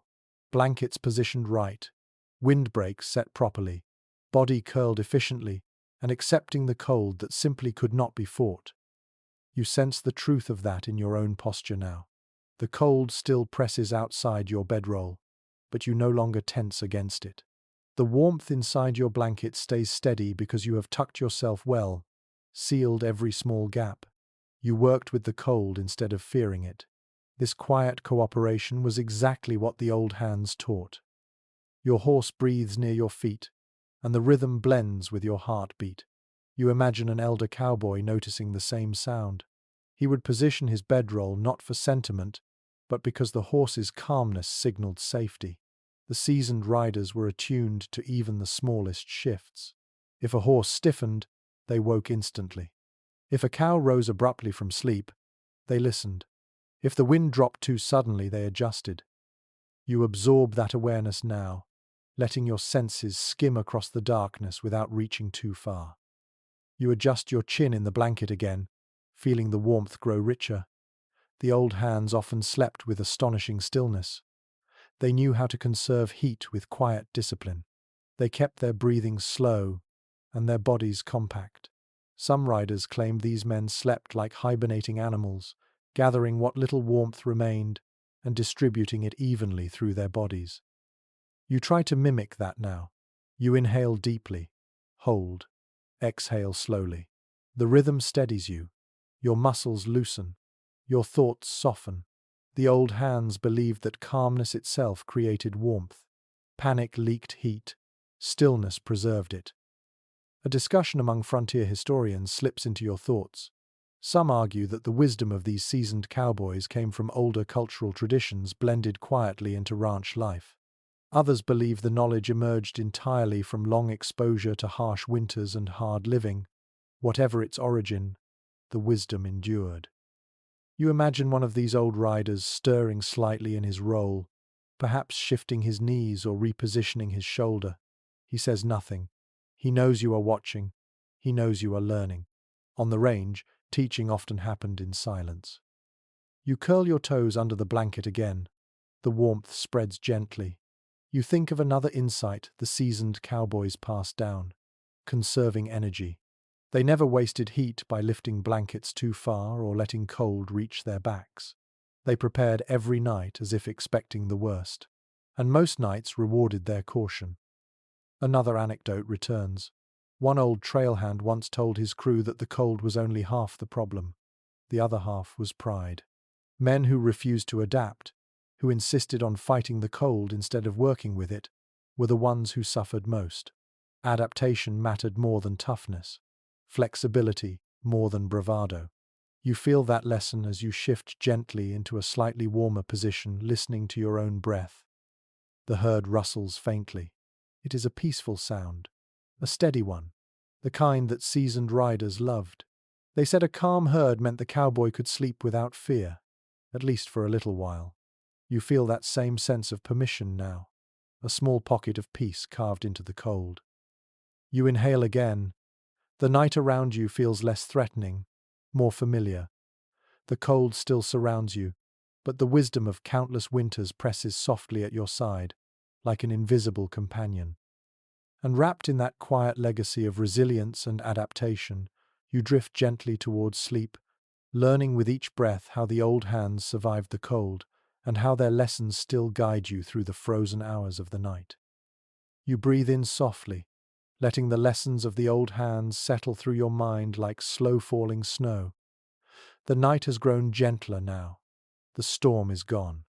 The prairie lies quiet and pale beneath the sky. Your bedroll holds its warmth, shaping itself around your shoulders in a comforting cradle. And as you lie there, your thoughts drift toward the moment every cowboy knew so well, waking on the final morning of a long, freezing night. That slow, reluctant rise from warmth into cold air. That familiar stiffness settling into joints. That fragile hope that daylight will bring enough sun to loosen the body again. Tonight, you imagine that moment with a clarity that feels almost real. You shift gently in your roll, sensing the warmth you fought so long to create. The blanket, heavy with trapped heat, clings to your chest. The buffalo lining brushes your neck. Your breath gathers as a soft cloud inside the wool. But you know that soon you will have to face morning. Cowboys knew it too. No matter how cold the night, sunrise demanded movement. A detail often recorded in winter drive recollections drifts into your thoughts. Cowboys rarely woke suddenly. They rose in slow stages, letting their minds surface before their bodies. First came awareness. The cold pressing lightly against the edges of the blanket. The stiffness waiting beneath the knees. The faint ache in shoulders that spent hours curled against frost. Then came the mental negotiation. The acknowledgement that warmth would vanish the moment the blanket shifted. You feel that debate now. You move one finger outside the blanket, testing the air. The cold grips it immediately, sharp, unforgiving. You retreat the finger back into the warmth, cradling it under your chin. This was the first struggle of every winter morning. Leave the cocoon too soon and lose the only heat you earned. Stay too long and risk falling behind in morning work. Cowboys balanced this moment with a weary acceptance. Your horse shifts a few steps away, shaking a light dusting of frost from its coat. The sound echoes through the quiet. You listen closely. The animal's breath comes in steady plumes, signaling calm. Cowboys often judged the morning by how their horses woke. A relaxed horse meant the night had passed safely. A tense one meant something had jarred it during the dark. You feel your own shoulders tighten with the same old caution. Even while waking, cowboys remained half alert. They checked the herd with sleepy glances, listening for restless movement. They took in the sky, gauging cloud cover, frost brightness, and wind. Morning was not just a return to work. It was a new assessment of survival. A small, curious story rises from your memory of trail lore. Some cowboys claimed the coldest part of the entire night came moments before dawn. They said you could feel the world hold its breath before the first traces of light appeared. Whether it was true or not, many riders woke at this exact moment, shivering as if nudged awake by the cold itself. You pull your blanket closer now, imagining that thin line between night and sunrise. You breathe deeper, slowly, letting warmth settle into your lungs. Then you imagine pulling the blanket just an inch away from your face. The cold rushes in like a whisper, sharp enough to make your eyes blink. Cowboys often describe that first bite of morning chill as a test, a reminder that comfort was temporary and work waited. You shift again, curling your toes inside your warm socks. Your feet feel stiff but responsive. Another detail preserved in winter recollections comes to mind. Cowboys always checked their toes first. Wiggle them, flex them, make sure they still warmed quickly. Frostbite was not always dramatic. Sometimes it crept in quietly. A numb toe could become a dead toe by sunset if ignored. You wiggle yours now, relieved by the warmth. Your horse exhales again, steady and patient.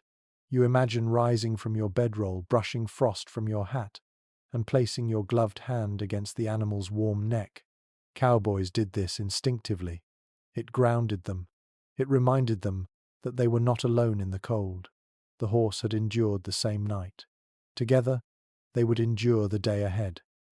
A long-standing discussion among frontier writers touches your thoughts. Some say cowboys dreaded winter mornings more than any other part of trail life. Others insist those mornings felt strangely invigorating, as if the cold sharpened their senses and pushed them into motion. You can feel both sides in yourself now.